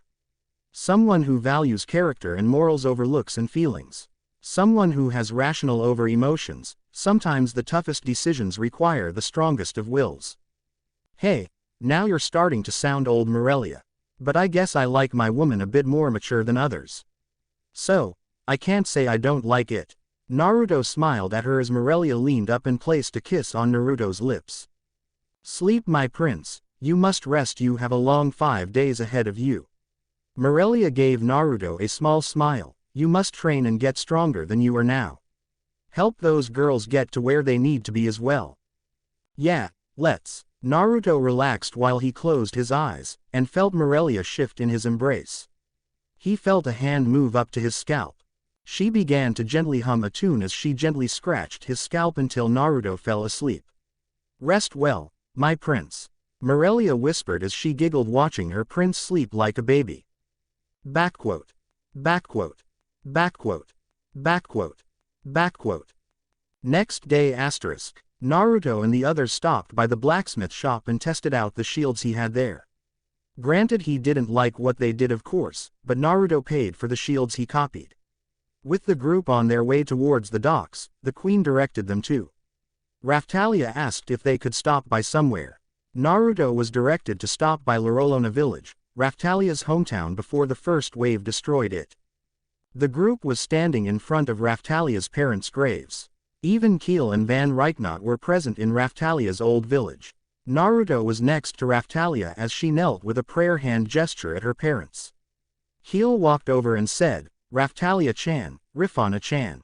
Let's make sure the village goes back to how it used to be. Rifana walked up next to Keel and nodded her head. Yeah, we can help rebuild the place, our home. Rifana liked the idea and smiled at it. Naruto nodded his head and said, that's a great idea, I can collect the necessary funds to do so. Rifana, Keel, and Raphtalia looked to Naruto with their eyes seemingly shining. Raphtalia's tail wagged and she perked up brightly. Really, Naruto-sama? You'll help rebuild? Naruto nodded his head as Keel's tail her tail and ran over to Naruto. Keel gave Naruto a hug with tears of joy in her eyes. Yes. Thank you, Shield Hero-sama. We all owe you a great debt. Van smiled. A lovely idea, I can supply the workers. I know some demi-humans who would be happy to help. Rifana looked at Naruto as she held her hands up closer to her chest. Really, Naruto-sama? Naruto shook his head as he ruffled Rifana's hair. Of course, if it is something that you want. I will do everything within my power to do so. Rifana smiled brightly as she hugged Naruto with Raphtalia and Keel joining in. Rifana was squished between Raphtalia as she was squished next to Keel. However, soon something strange happened. Naruto saw Rifana glow as he took a step back along with Raphtalia and Keel. Rifana blinked once the glowing stopped and looked down. She noticed she was taller than Philo, and just a bit shorter than Raphtalia. Rifana lifted her hands to her face. Hey, I'm older. Rifana looked at Naruto with stars in her eyes. Now I can marry Naruto-sama and make the shield hero my husband. Raphtalia, Yoruichi, Philo, and Roxana all gave Rifana a glare. Hey. No way. He'll marry me first. Raphtalia took a step forward, placing a hand on her chest. No way. Naruto-sama will marry me first. Philo called out as she stuck her hand in the air. Van could only chuckle at this while Naruto just sighed. Yoruichi smirked, placing a hand on her hip. Well ladies, you'll be running for your money. Because I ain't backing down. Besides, we already got to do it once with Naruto-sama. Roxanne blushed as she crossed her arms over her chest. Yeah. Besides, you two are still too young. Look who's talking. Rifana pointed to Roxanne. How truly old are you guys anyways? Only because of Naruto-sama's growth skill do we grow faster. Naruto rolled his eyes. Rifana, it's about maturity when you guys grow up. You go quickly from the age of 12 to 18 once you grow up, so timeline you still age up. You are properly 18, however, that childlike attitude of yours has yet to go away. Naruto walked up to her and placed a hand on her head, so don't start jumping the gun just yet. Besides, I hardly know you. You just recently joined my party, so give it some time. Philo shot her hand back up. Naruto-sama. I've been here longer than she has. So that must mean I'm older than her, right? Naruto deadpanned, looking at Philo. No offense Philo, you're very important and adorable. However, you are in no way much of an adult. Naruto went to Philo and knelt at her height. Don't be so eager to grow up just yet, otherwise, you'll leave Melty behind. She still grows and ages normally like other humans. Since you're a Philolial queen, you might take longer than others. Rifana simply crossed her arms over her chest and puffed her cheeks out. She quickly dropped it and shook her head. She understood. What more could she do? I understand Naruto-sama, but wait for me. I will make you my husband. You got that? Naruto shook his head and looked over to Van. I gotta ask, the more I think of it. I'm sure there are plenty of other demi-humans who have made this place their home. I'll help build and get into contact with those who have homes here. I will see personally they know their home will be rebuilt, besides everyone deserves to have their one true home. I should expect nothing less than the best from you, Shield Hero-sama. Van gave a polite bow to Naruto as he walked past him to walk through the ruins of Raphtalia's home. Naruto continued to walk until he came up to a ruined cathedral until a voice spoke up. Oi! A man with red hair came walking up to Naruto. He raised his right hand and asked, do you live here by chance? Naruto shook his head. No, I didn't live here, but my friends used to. At least before the wave this village. The man placed a hand on his hip. I see, but man, this is an awful sight. Nothing but rubble as far as the eye can see. Naruto looked at him funny. It was as if he was talking to Naruto if he was younger. Just so you know, I am 18. Naruto raised an eyebrow. Oh, I see, but it's just how I talk to people who are younger than me. The man shrugged his shoulders until a woman with silver hair walked up to him. Lark, we should go. Lark agreed. All right, let's go then. See ya. Naruto watched as the two people walked away, continuing back to their journey. Naruto walked back toward everyone and looked at Raphtalia. I will remake everyone's houses now. It'll take me a moment. Though I should be able to do well with what I got here. Naruto made a shadow clone that appeared next to him. Naruto went through several hand seals and slammed his hand on the ground. Mokuden, Renshuka no Jutsu. Naruto's clone slammed his hands on the ground to mold the earth to move around the stones in the area. Like houses were already big and pre-built and erected from the ground. They were very similar to the houses back in Konoha. So, they would be much more resistant to most attacks and even fires as well. Naruto made sure to keep the place relatively the same as it was before. Though he left the cathedral the same, he knew people would want to build that in their image. Naruto then also embedded a Hiraishin seal in the middle of the town into the ground. All the ruined houses were replaced with houses that were ready for people to move into. Just furniture and more needed to be brought to make it people's place. Naruto also threw in docks and stairs that led down to it so people could start up a shipping company. Naruto then had his clone use the earth to use the old, ruined stones of the houses to create a path. One that led to the middle of the town, cemetery, and out of the village for people who were walking in. Naruto created signs creating extra roads for people to walk down and paths to their houses. Once Naruto was done, he looked to the front of the village and weaved through some more hand signs. While watching, Philo, Rifana, Keel, and Van had their eyes widen at the sheer quantity of Naruto's creations. Raphtalia was beaming with pride and joy along with Yoruichi and Roxanne. Naruto then said, Mokuden Haijutsu Jukai Koden. Wood release secret technique. Nativity of a world of trees. Like that, large trees began to grow, causing trees to surround the village with live greenery and more grass. Naruto added apple, pear, and peach trees for the people to harvest and eat. Naruto then stomped on the ground which from outside the village. A mountain erected from the seas created a large mountaintop that would eventually collect snow. The mountain Naruto created was similar to the size of the mountaintops Naruto knew in his old world. Then a trail was cut into the mountain that came rushing down, which led around the outskirts of the village to a river, and then to a large lake for the water to pool at. Naruto went through some more hand signs and shouted Sweden, Dai Bakusui Shoha. Water style.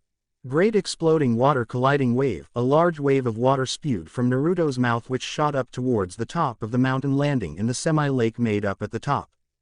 Soon the water came running down towards making the village's river. Naruto had an earth clone go up there to set up seals to create an infinite source of water.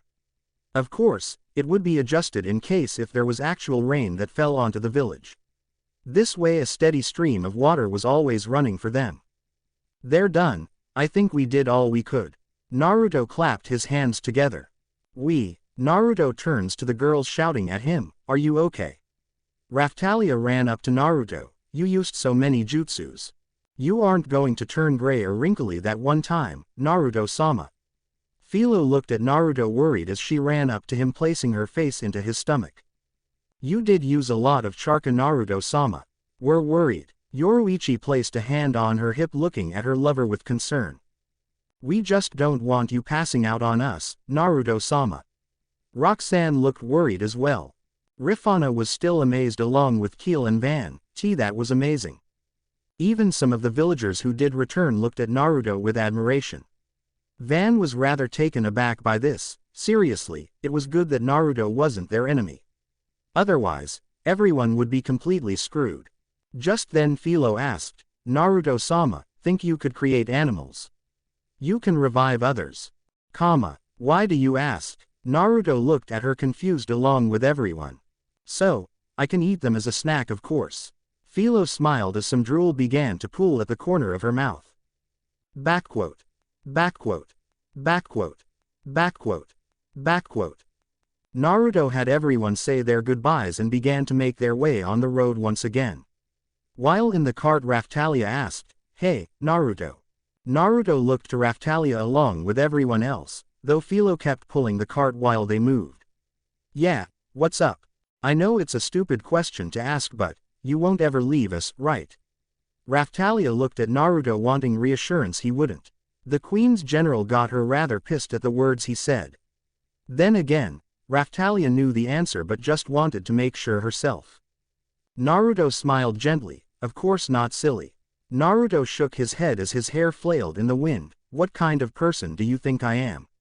I'm Uzumaki fucking Naruto. I don't leave the people I care about behind. That's a promise. I'll stay here with you guys, forever." Naruto gave them all one big grin. The girls all smiled happy with his response. Mental note, remind me to give the Queen's general a piece of my mind later. "Oh yeah, do that. Give that asshole a good old 1-2 for me." Just then Naruto was cut from his thoughts as he looked up and down and then around.